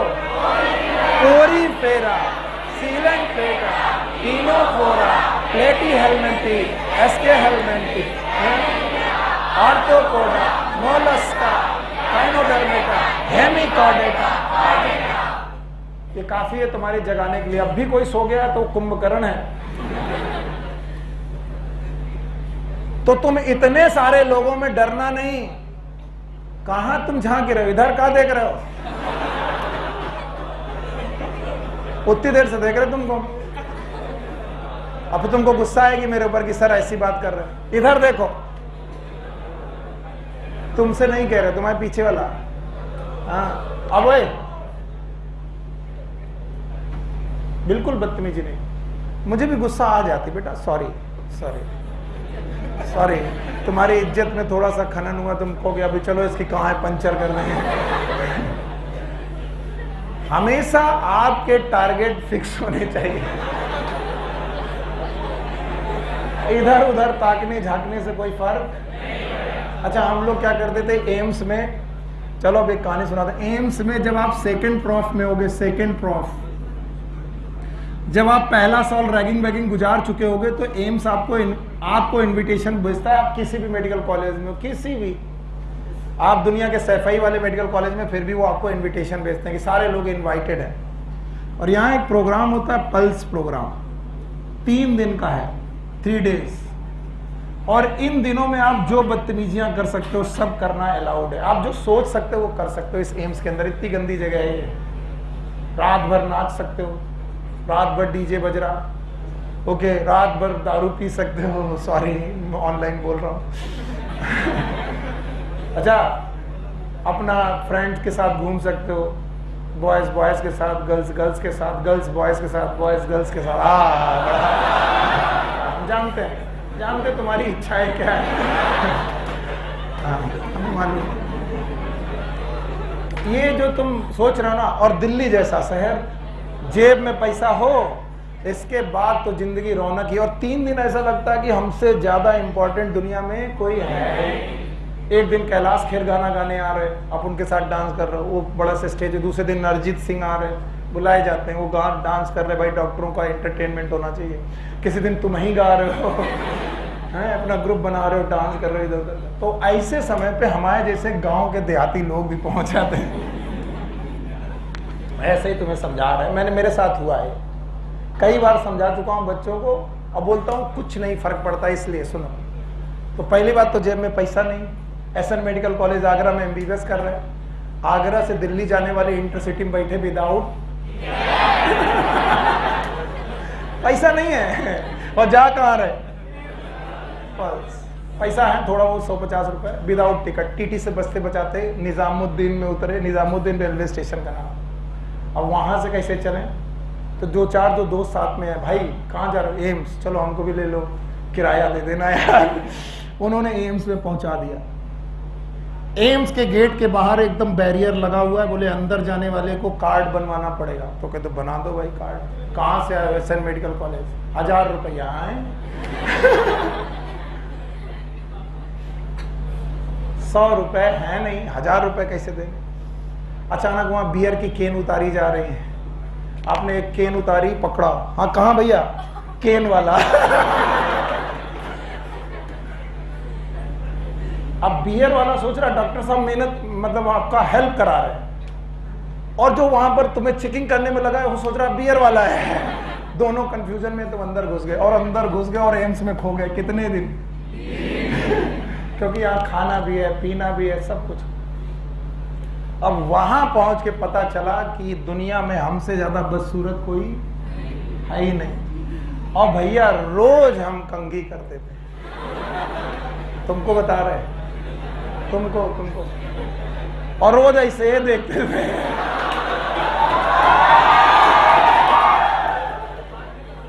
बाद में पता चला किसी को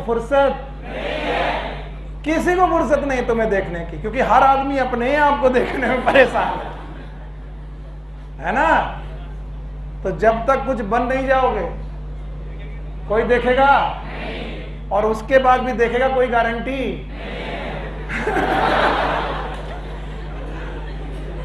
इतनी सारी बातें, इतनी सारी कहानियां सुनाने के बाद मैं कहना चाहता हूं, आपके साथ केवल बेटा सरसैया घाट तक क्या जाएगा, कैरियर। व्हाट इज सरसैया घाट? यहाँ का क्रिमेशन सेंटर है जहां पर बॉडी जलती है। आपके साथ कैरियर जाएगा। जिस दिन मैं मरूंगा कहेंगे अरे काका देव के मास्टर साहब में मर गए। कौन मरा? सुनील सर? कौन? मास्टर साहब। That is carrier. आप मरे, बहुत अच्छे डॉक्टर साहब थे, निकल लिए। हाँ अभी छोड़ी आओ।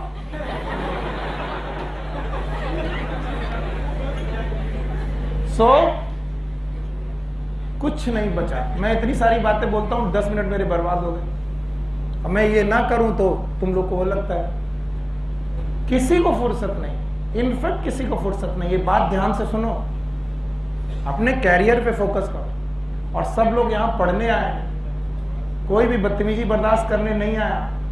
ये इंडियन गर्ल्स हैं जो बहुत ज्यादा इग्नोर करते हैं, और इसी हालत में तुम यूपी से दिल्ली पहुंचे, कान के नीचे कंटाप बैठता है और गर्ल्स ही मारते। तब समझ में आता असली औकात क्या। हमको कोई छू नहीं सकता, वहां तुमको वो भी मारेंगे, उसके बाद पुलिस वाले भी मारेंगे और जेल के अंदर भी करेंगे। तो फोकस अपॉन। अभी भी नहीं डरे? डरे तो कोनो फेयर एंड लवली लगाने से कोई फायदा? हटाएं, वापस लौटे। इसे बोलते हैं डिस्टर्बेंस इन टॉपिक। अब टॉपिक में डिस्टर्बेंस हो गया, मैं कहां था पता ही नहीं याद है। याद करो, कौन कौन किंगडम?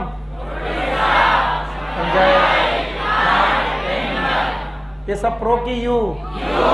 तो अगर मैं प्लांट और एनिमल का डिफरेंशिएशन कर रहा हूं, इसका मतलब मैं प्रो में हूं कि यू में? यू में। और कल मैंने पढ़ाया था राजा बाबू की तरह 3 अंतर बता दो, 4, और बता दो मैं आगे बढ़ जाऊं। क्या प्लांट से याद है? हाँ शाबाश, बहुत बढ़िया, ऐसे बच्चे पसंद है मुझे। एनिमल याद है? दो प्रकार की सेल हैं, दोनों में अंतर याद है? बताओ, यहाँ पर सेल वॉल एब्सेंट की प्रेजेंट, यहाँ पर बताओ क्लोरोप्लास्ट प्रेजेंट है, यहाँ पर ये माइनस और एंटी का मतलब एब्सेंट, ये प्लस और एंटी का मतलब प्रेजेंट। अच्छा बताओ, वैक्यूल स्मॉल की लार्ज, और यहाँ पर बहुत अच्छी बात याद है? बताओ, सेंट्रियोल प्रेजेंट की एब्सेंट, यहाँ पर। क्या ये चार फीचर आप प्लांट और एनिमल में डिफरेंस बता पाओगे? इतना बता दोगे राजा बाबू, तो बताओ प्लांट सेल में और एनिमल सेल में अगर बात चल रही है तो ये प्रोकैरियोट की बात है कि यूकैरियोट की है? हटा दें? हटा रहा हूं। बताओ, सेल वॉल दोनों में, प्लांट में है, एनिमल में। अच्छा बताओ, वैक्यूल दोनों में है, एक लार्ज और एक किसमें लार्ज, किसमें स्मॉल, सेंट्रियोल एनिमल, यहाँ पर और बताओ, इसके अलावा क्लोरोप्लास्ट प्लांट में है, एनिमल में। अब ध्यान सुनना, इन सब के अलावा there are some common cell organelle, ऐसे सेल ऑर्गेनल भी हैं जो लगभग सब जगह पर हैं, यानी कि यूकैरियोट्स। और इनमें से एक कॉमन सेल ऑर्गेनल, जिसे ऑर्गेनल नहीं बोलना चाहिए, स्ट्रक्चर बोलना चाहिए, it is cell membrane, also known as plasma membrane. ये दुनिया में कोई भी प्रकार की सेल हो, हर जगह मिलेगा। राइबोसोम भी हर जगह मिलता था। बताओ, प्रोकैरियोट में था, यूकैरियोट में प्लांट में था, यूकैरियोट में एनिमल में था, और आज एक और स्ट्रक्चर मिला जो हर जगह मिलेगा। बोलो, सेल मेम्ब्रेन प्लांट में था? नो। एनिमल में है, और इसके अलावा प्रोकैरियोट में है। अब ध्यान सुनना, बोलते हैं सेल मेम्ब्रेन की पढ़ाई 1950s के समय में चालू हुई। 1950s, एनसीईआरटी में अंडरलाइन करो। बोले इसके पहले सेल मेम्ब्रेन को पढ़ पाना नामुमकिन था, जस्ट बिकॉज सेल मेम्ब्रेन केवल इलेक्ट्रॉन माइक्रोस्कोप के साथ देखी जा सकती है।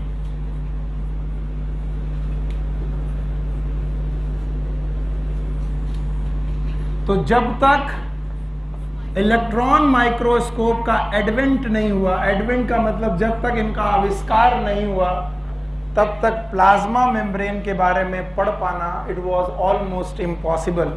तो 1950s में सेल मेम्ब्रेन को पहली बार पढ़ा गया। ज्यादातर समय पे अलग अलग प्रकार की सेल मेम्ब्रेन पढ़ी गई, लेकिन जो हमारे हिस्से लगी, it is a cell membrane of RBC. What is RBC? Red blood cell. बताइए, आरबीसी किस प्लांट में पाई जाती है? प्लांट में कि एनिमल में? एक और बात, सब लोग लिखेंगे, बातें नहीं करेंगे। इलेक्ट्रॉन माइक्रोस्कोप की स्टडी के अलावा प्लाज्मा मेम्ब्रेन की केमिकल स्टडीज भी की गई।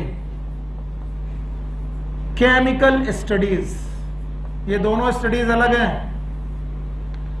माइक्रोस्कोपिक स्टडीज इलेक्ट्रॉन माइक्रोस्कोप से की गई। इसके अलावा इनकी मेम्ब्रेन की केमिकल स्टडीज की गई, और जब केमिकल स्टडीज की गई तो इनमें कुछ 5 या 6 प्रकार के केमिकल मिले।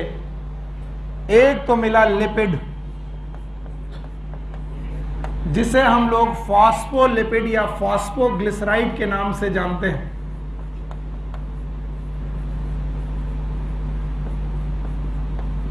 ग्लिसराइड्स।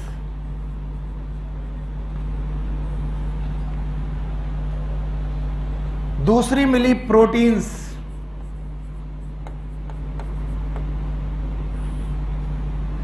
तीसरे बेटा मिले कोलेस्ट्रॉल्स, ये भी स्पेशल प्रकार के लिपिड हैं, कोलेस्ट्रॉल। इसके अलावा modified lipid and modified protein भी मिली, लाइक ग्लाइकोप्रोटीन और ग्लाइकोलिपिड। याद रखना, इसमें ग्लाइको का मतलब कार्बोहाइड्रेट है। मीनिंग ऑफ ग्लाइको मतलब sugars, and sugars are carbohydrate.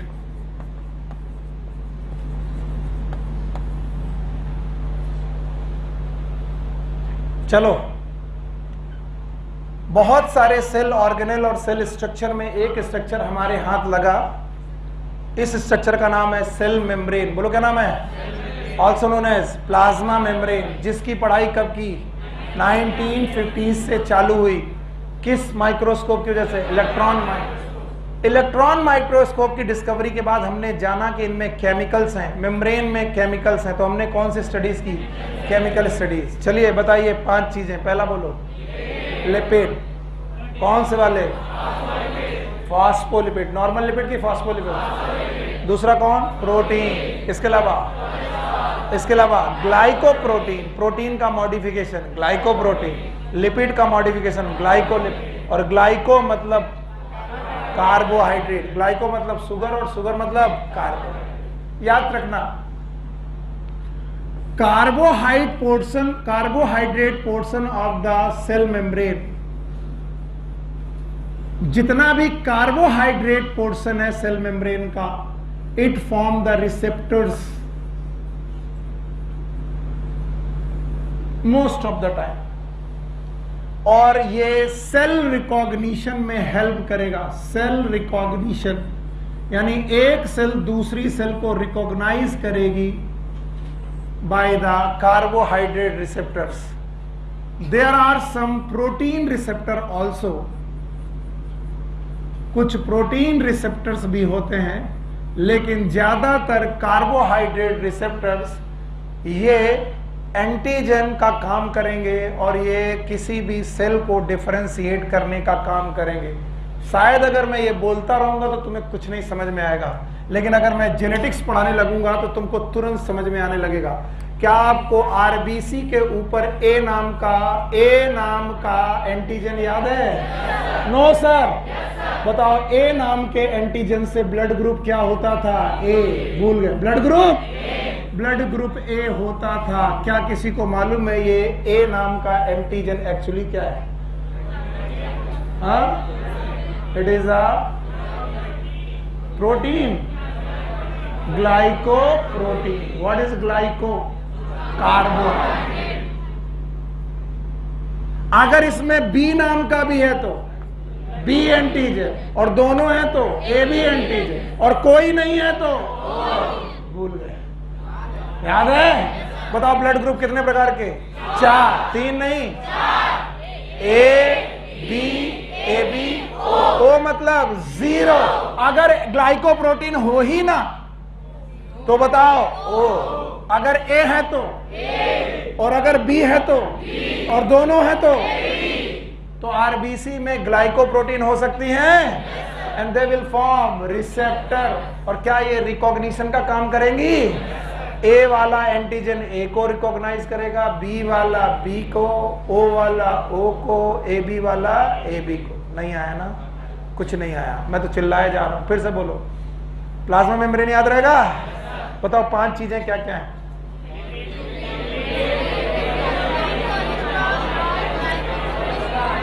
आखिरी के आधे घंटे तुम लोग इतना थकते हो कि मुझे लगता है कि मुझे क्लास को 1.5 घंटे की कर देना चाहिए, नहीं?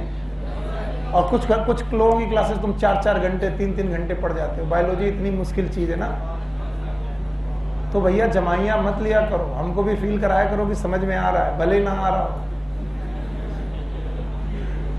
चलो बताओ, क्या 5 चीजें दिख रही हैं? फिर हितेश बोलेगा सर आपकी 5 चीजें याद आती हैं। हाँ बताओ कौन कौन? लिपिड,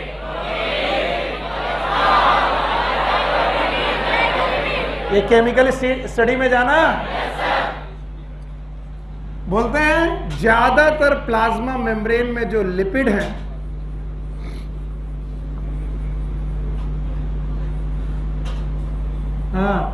ज्यादातर जो प्लाज्मा मेम्ब्रेन में लिपिड हैं, उन लिपिड का नाम है फॉस्फोलिपिड। बोलो क्या नाम है? फॉस्फोलिपिड।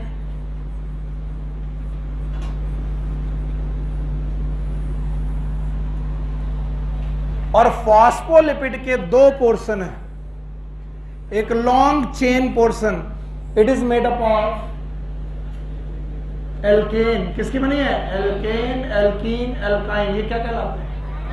हाइड्रोकार्बन। फिर से बोलो, हाइड्रोकार्बन्स। और इनका जो हेड है ये फॉस्फोरिक एसिड। कौन सा एसिड? H3PO4। बोलो कौन? That's why phospholipid and that's why head is polar. किसी को फर्क नहीं पड़ता, हेड इज और इट इज। मैं जानता हूं टीचर अचानक क्यों इरिटेट होता है, वो अब मुझे पूरी तरीके से मालूम है, और उसका कारण मैं तुमको अभी बताऊंगा। अभी देखना, CH2OH, CHOH, CH2OH, कोई बताइए क्या है? थैंक यू, बहुत अच्छा लगा मुझे। बताओ ये एसिड की अल्कोहल, ये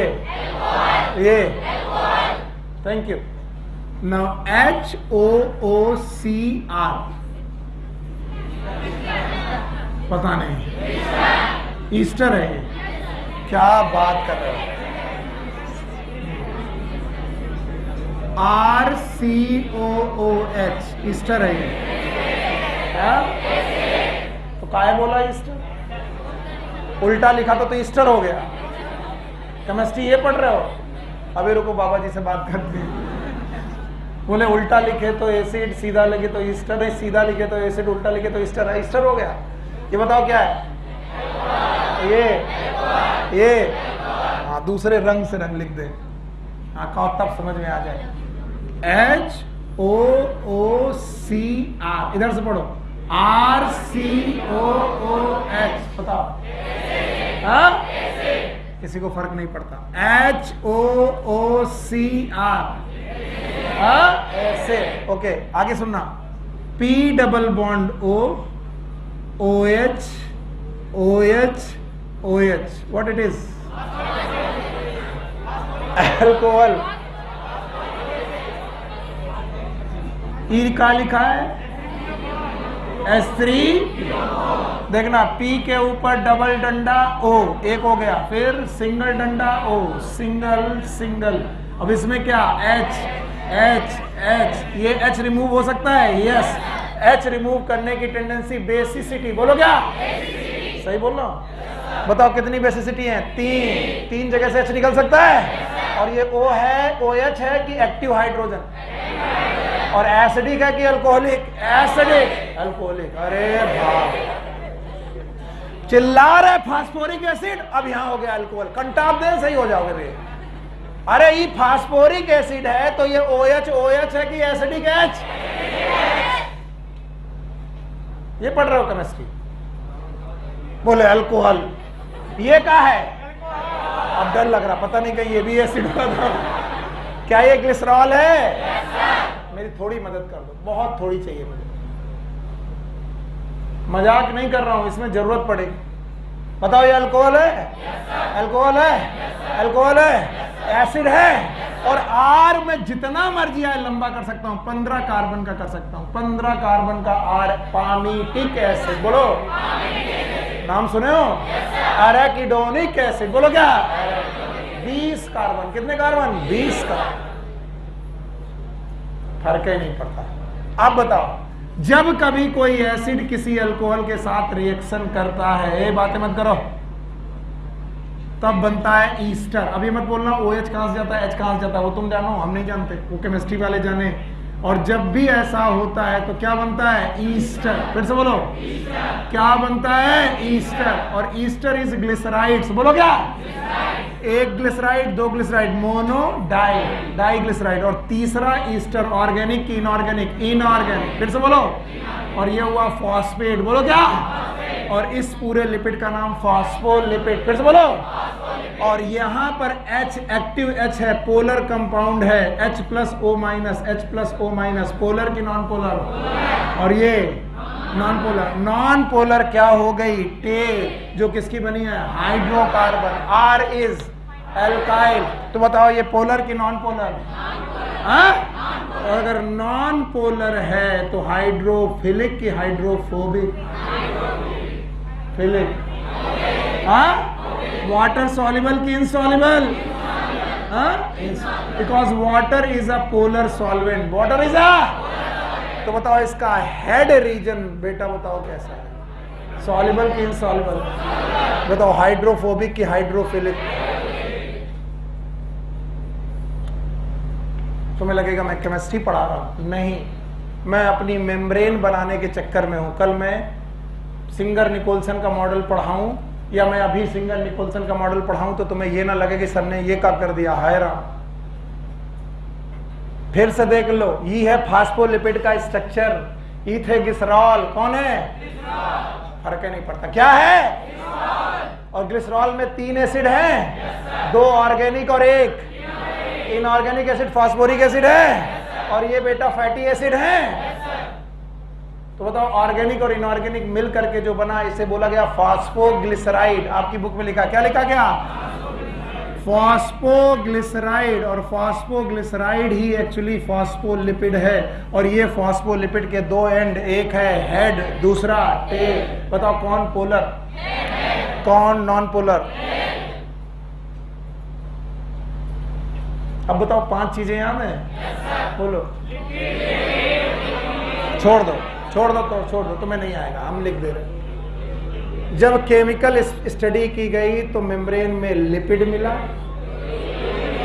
प्रोटीन मिला, कोलेस्ट्रॉल मिला, ग्लाइकोप्रोटीन मिली और ग्लाइकोलिपिड।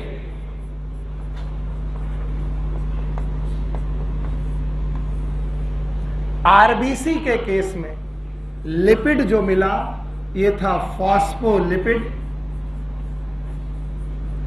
और इसका परसेंटेज लगभग 40% था।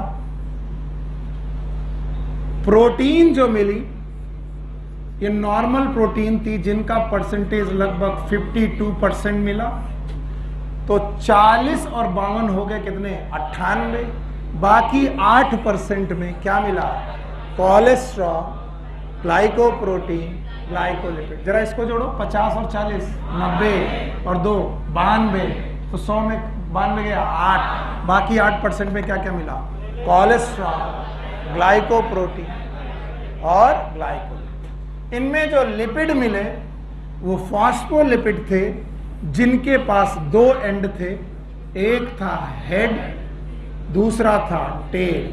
अब मेरे बच्चे जानने वाले, नहीं जानते तो रट्टा मारने वाले तो हैं ही हैं। टेल वाला पोर्शन था नॉन पोलर, नॉन पोलर, और हेड वाला पोर्शन था पोलर। और लाइक डिजॉल्व लाइक के अनुसार, बोलो क्या? पोलर चीजें साथ आने की कोशिश करेंगी और नॉन पोलर दूर जाने की कोशिश करेंगी। इसलिए कभी भी फॉस्फोलिपिड को छोड़ा जाए तो वो वेसाइकल बनाने की टेंडेंसी रखते हैं, जिसमें पोलर हेड साथ में आते हैं और नॉन पोलर टेल दूर जाने की कोशिश करती हैं। यानी ये वाला रीजन वाटर, वाटर, और ये वाला रीजन, और इस तरीके से क्या बनने की टेंडेंसी आती है? वेसाइकल। नहीं आया ना? आया। अब चूंकि प्लाज्मा मेम्ब्रेन में के अंदर था साइटोप्लाज्म, क्या था? ऐसा तो नहीं कि केवल मैं बोले जा रहा हूं तुम्हें कुछ आ ही नहीं रहा, ऐसा है? बताओ। हाँ बोला है, ना पढ़ाएं, घर जाएं। अच्छा बताओ, क्या सेल के अंदर साइटोप्लाज्म है? और साइटोप्लाज्म को घेर के कौन बैठी है? Plasma membrane. फिर से बोलो, पक्का? तो बताओ प्लाज्मा मेम्ब्रेन के अंदर क्या है? बोलो। साइटोप्लाज्म। और साइटोप्लाज्म में कितना % वाटर?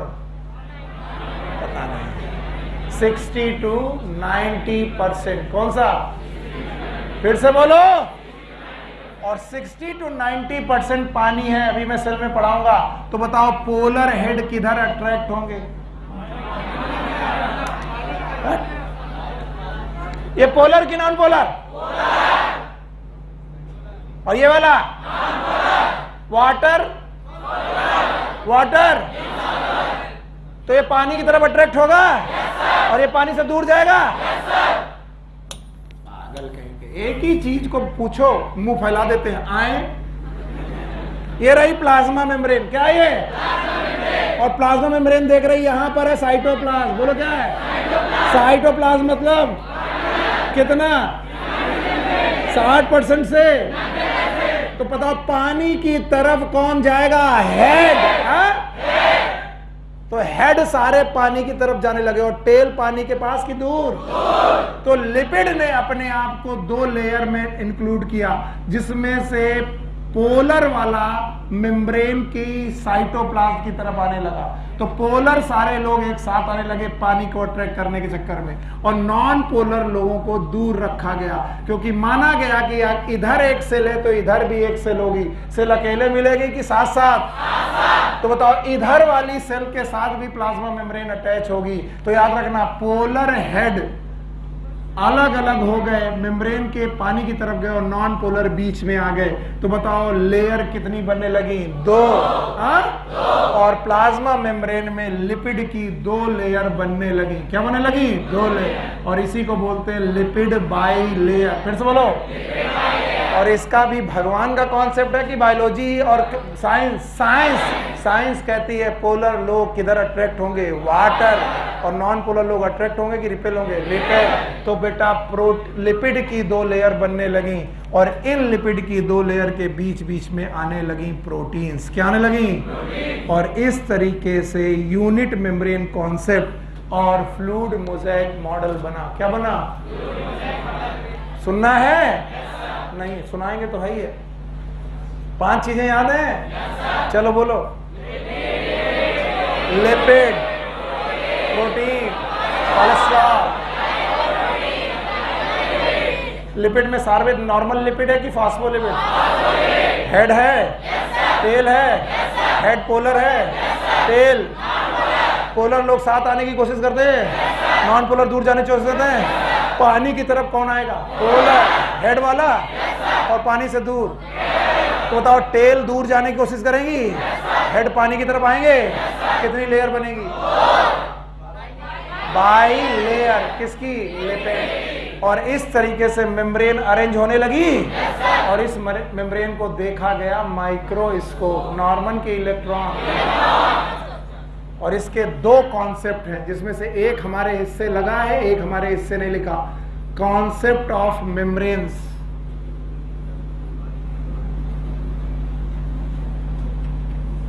इनमें से पहला कॉन्सेप्ट है यूनिट मेम्ब्रेन कॉन्सेप्ट।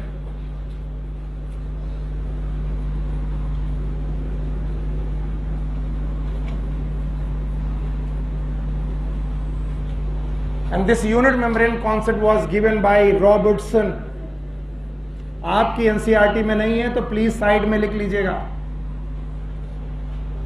रॉबर्टसन कहते हैं दुनिया की कोई मेम्ब्रेन हो, चाहे प्रोकैरियोट हो चाहे यूकैरियोट हो, उसमें जो अरेंजमेंट है सबसे बाहर है प्रोटीन का।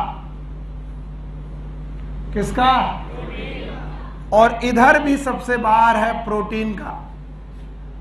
यानी प्लाज्मा मेम्ब्रेन में प्रोटीन दोनों क्षेत्र में पड़ी है, दोनों तरफ पड़ी है प्रोटीन। और इस प्रोटीन के बीच में फॉस्फोलिपिड सैंडविच है। सैंडविच मतलब बीच में जैसे सैंडविच होता है वैसे है। और जिसमें पोलर हेड प्रोटीन की तरफ, पोलर हेड प्रोटीन की तरफ बाई लेयर बना के रखे हुए हैं, और टेल जो है वो प्रोटीन से दूर जा रही है। और इस तरीके से protein lipid, lipid protein concept बन रहा। तो बोलते हैं दुनिया में जितनी भी यूनिट मेम्ब्रेन है उनके हिसाब से प्रोटीन के बाद लिपिड, लिपिड के बाद फिर लिपिड, और लिपिड के बाद प्रोटीन, वो कॉन्सेप्ट बोलते हैं PLLP। ये कॉन्सेप्ट बताते हैं। ये कौन साइंटिस्ट हैं? Robertson. So according to Robertson, दुनिया की जितनी भी मेम्ब्रेन है उनका कॉन्सेप्ट ये है कि उनके सबसे बाहर प्रोटीन, सबसे अंदर प्रोटीन, बीच में लिपिड, और लिपिड भी नॉर्मल की फॉस्फो, जिसमें पोलर हेड टूवर्ड्स और बेटा नॉन पोलर हेड, जो नॉन पोलर टेल है, क्या वो बीच में आ गई हैं? और इस तरीके से अरेंजमेंट है। बताओ क्या क्या अरेंजमेंट है? Protein, lipid. ये मॉडल बहुत दिनों तक माना गया, लेकिन शायद 1952 है। देखो सन कौन सा है?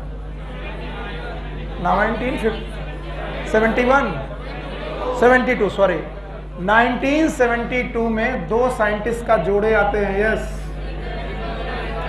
एक है सिंगर और दूसरे कौन? निकोलसन।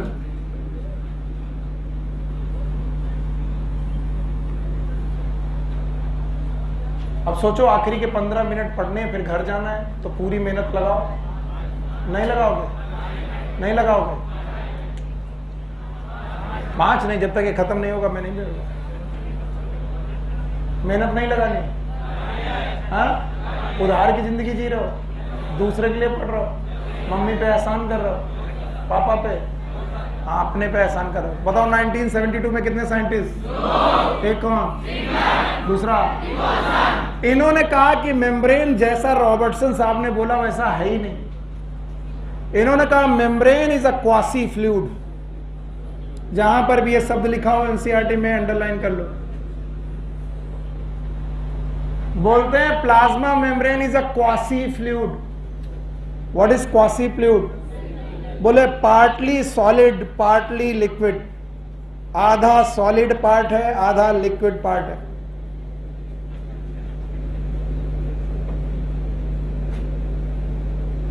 और वो कहते हैं कि यूं मान लो कि फॉस्फोलिपिड का समुंदर है, एडा ओशियन ऑफ फॉस्फोलिपिड।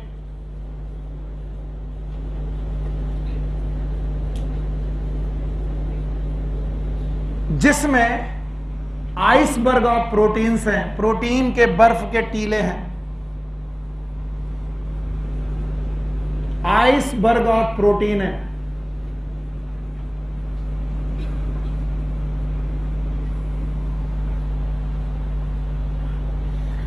इस मॉडल को उन्होंने नाम दिया fluid mosaic model.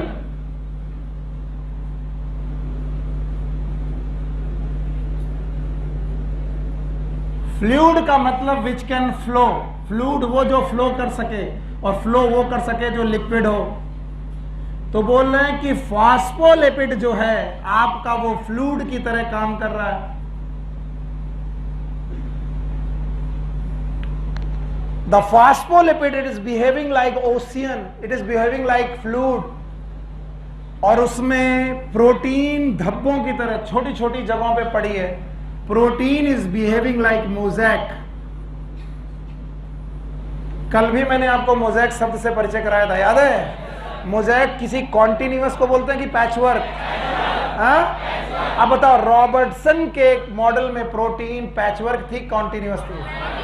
Protein continuous. Lipid बेटा इनमें बाई लेयर में था, यस और नो? लेकिन सिंगर निकोलसन कहते हैं प्रोटीन कॉन्टिन्यूअस। ऐसा मान लो कि बेटा फॉस्फोलिपिड का समुंदर है, समझ गए? और उस समंदर में प्रोटीन तैर रही है, ऐसे ऐसे तैर रही। सोचो एक नदी के ऊपर नाव जैसी कंडीशन, नदी के ऊपर पत्थरों जैसी कंडीशन, पूरी नदी में पानी बह रहा। पानी मतलब फॉस्फोलिपिड, फिर से बोलो। और उसमें बीच बीच में पत्थर हैं, कॉन्टिन्यूअस की पैचवर्क, और उन पत्थरों का नाम प्रोटीन।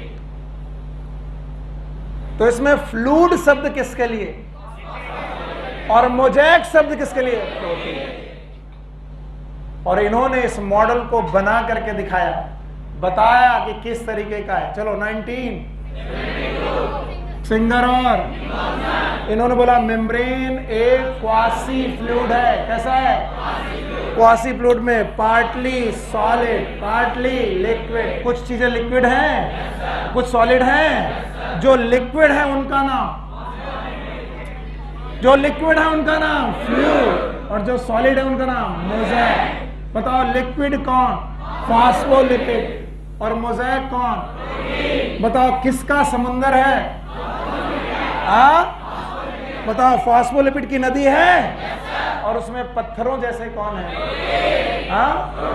तो क्या तुम एक एज्यूम कर सकते हो नदियां दरिया जिसमें पानी की जगह फास्फोलिपिड बह रहा हो? यस। और उसमें जगह जगह पर क्या हो? प्रोटीन। पक्का? और उन्होंने मॉडल बनाया कि yes here is a phospholipid bilayer. Yes यहां पर भी फास्फोलिपिड की बाइलेयर है, पर इन फास्फोलिपिड की बाइलेयर में बीच बीच में प्रोटीन पड़ी है। There are some protein which are through and through integral protein, there are some protein which are external protein और कॉन्टिन्यूअस की डिसकॉन्टिन्यूअस।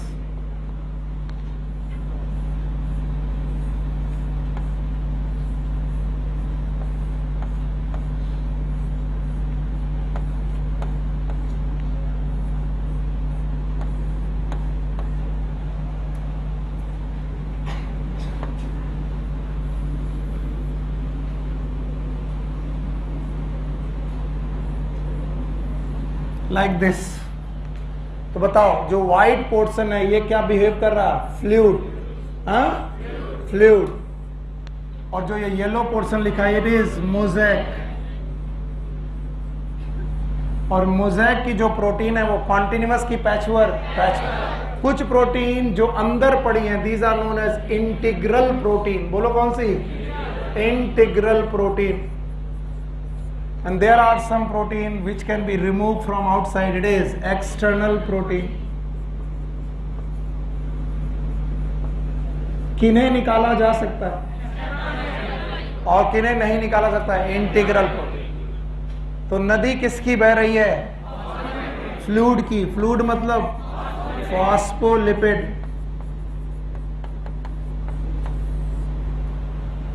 और इनमें पैचवर्क में जगह जगह पर कौन पड़ा है? प्रोटीन। It is protein. जरा रॉबर्टसन का मॉडल याद करो। रॉबर्टसन के मॉडल में बाहर क्या थी? प्रोटीन, अंदर लिपिड, फिर अंदर लिपिड, फिर प्रोटीन। ऐसा यहां पर बोला गया ये किसी सीक्वेंस का फ्लूइड है कि क्वासी फ्लूइड, जिसमें आधा सॉलिड आधा लिक्विड। जो आधा सॉलिड पोर्शन है उसका नाम मोज़ेक। मोज़ेक मतलब प्रोटीन। प्रोटीन कितने प्रकार की? दो। एक कौन? इंटीग्रल, दूसरा एक्सटर्नल। किसे निकाल सकते हो? किसे नहीं निकाल सकते हो? इनमें से कुछ प्रोटीन थ्रू एंड थ्रू हैं जो एक तरफ से दूसरी तरफ गई हैं। This are tunnel protein. यही आगे चल के चैनल का काम करेंगी। मैं पढ़ाऊंगा चैनल का काम तब करेंगी। एकदम शांत। और एक बात कही एनसीईआरटी में, जहां वो अंडरलाइन कर लीजिएगा। और एक बात सिंगर निकोलसन ने कही कि इस क्वासी फ्लूइड में, फिर से किसमें? लैटरल मूवमेंट है। कैसे मूवमेंट है? और ये लैटरल मूवमेंट है लिपिड में। These lipid have lateral movement. और जिन लोगों का विजन अच्छा होगा वो समझ पाएंगे, जो नहीं होगा वो नहीं समझ पाएंगे। आप किसी भी बाल्टी में पानी रखिए, पानी के ऊपर एक प्लास्टिक की बॉल रखिए, अब पानी को मूव कराइए, बताइए बॉल मूव करेगी? Yes sir. तो बताओ किसमें लैटरल मूवमेंट है? लिपिड में। और इसी लिपिड के लैटरल मूवमेंट की वजह से प्रोटीन में भी क्या आ रहे हैं? Lateral movement. यस और नो? और ये इस बात को प्रूव करता है कि सॉलिड होता तो मूव करता, और अगर मूव कर रहा है तो सॉलिड है कि लिक्विड? लिक्विड। तो कुछ पार्ट सॉलिड, कुछ पार्ट। और इस तरीके से इनके फ्लूइड मोज़ेक मॉडल को सबसे ज्यादा एक्सेप्ट किया गया, क्योंकि फ्लूइड मोज़ेक मॉडल में उन्होंने लैटरल मूवमेंट दिखाए। और बोल लो, ध्यान सुन लो, क्योंकि टीचर पढ़ाते हैं इसलिए पढ़ाना मेरी मजबूरी है, वरना एनसीईआरटी में नहीं है। जो लिपिड के लेटरल मूवमेंट हैं, these are known as flip flop movement, flip flop movement. और याद रखना, बाकी जो शब्द मैं लिखने जा रहा हूं, प्रोटीन का लेटरल मूवमेंट, ये केवल टीचर का बनाया हुआ है, मुझे किसी बुक में आज तक नहीं मिला। ये तो मिला है, it is known as ping pong movement, जो कि एक एब्सर्ड मूवमेंट है। तुम कहोगे तुम्हारे टीचर को नहीं आता था इसलिए नहीं पढ़ाया। अब सोचो, अगर मैं बाल्टी में रखे हुए पानी को हिलाऊं तो पानी हिलेगा, बाल भी हिलेगी। पानी मतलब फॉस्फोलिपिड, पानी हिले तो बताओ फ्लिप फ्लॉप, बॉल मुले तो पिंग। तो बताओ, इसे हटाया जा सकता है, मैं इसको हटा सकता हूं, पर इसका टेक्निकल टर्म किताबों में है। बताओ what is flip flop movement? Lateral movement of lipid. और ये लेटरल मूवमेंट ऑफ लिपिड हमारी मेम्ब्रेन को फ्लूइडिटी देते हैं। क्या देते हैं? और इसी फ्लूइडिटी की वजह से एक मॉडल बना, बताओ कौन सा? Fluid mosaic model. और बोलते हैं ये फ्लूइडिटी ना होती, फिर से सुनो, अगर ये फ्लूइडिटी ना होती, फिर से सुनो, आखिरी की 3 बातें, फिर घर जाना, तो ये प्लाज्मा मेम्ब्रेन भी वॉल की तरह बिहेव करती। किसकी तरह है? फिर से बोलो। और वॉल में रिजिडिटी आ जाती है। क्या आ जाती है? और मेम्ब्रेन में रिजिडिटी, इसलिए membrane can grow, membrane can secrete, membrane can secrete. नहीं आया? तो बताओ, मेम्ब्रेन में ग्रोथ है, मेम्ब्रेन में सिक्रीशन है, उसका कारण क्या है? हाँ, 5 बातें लिखी हैं, पढ़ के बताओ फ्लूइडिटी किन किन बातों में हेल्प करती है। पता नहीं फ्लूइडिटी से क्या हेल्प मिल रही है, किसी को नहीं दिखाई पड़ रहा। पहला सेल ग्रोथ है। Number 2 formation of cellular junction. अगर फ्लूइडिटी ना होती तो बताओ एक सेल और दूसरे सेल के बीच में जंक्शन ना बनता और मेम्ब्रेन सिक्रीशन ना करती, एंडोसाइटोसिस ना होता। तुम्हारे क्लास में कोई बच्चा है जो मुझे एंडोसाइटोसिस बता सके? Anyone in class? Anyone in class? What is endocytosis? Yes.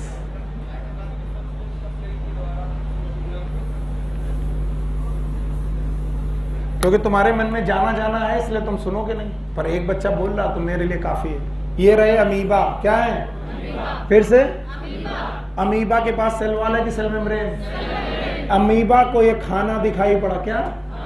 और ये अमीबा इस खाना को अंदर लेना चाहता है। किसी भी फूड को सेल मेम्ब्रेन अंदर इंगल्ब करा के फूड वैक्यूल के अंदर डालती है, इसे बोलते हैं एंडोसाइटोसिस। फिर से बोलो। सेल किसी भी पार्टिकल को अपने अंदर लाए, बोलो एंडोसाइटोसिस। 2 प्रकार की, फैगोसाइटोसिस। अगर कोई चीज सॉलिड है तो उसे बोलेंगे फैगो, और अगर कोई लिक्विड है तो पिनोसाइटोसिस।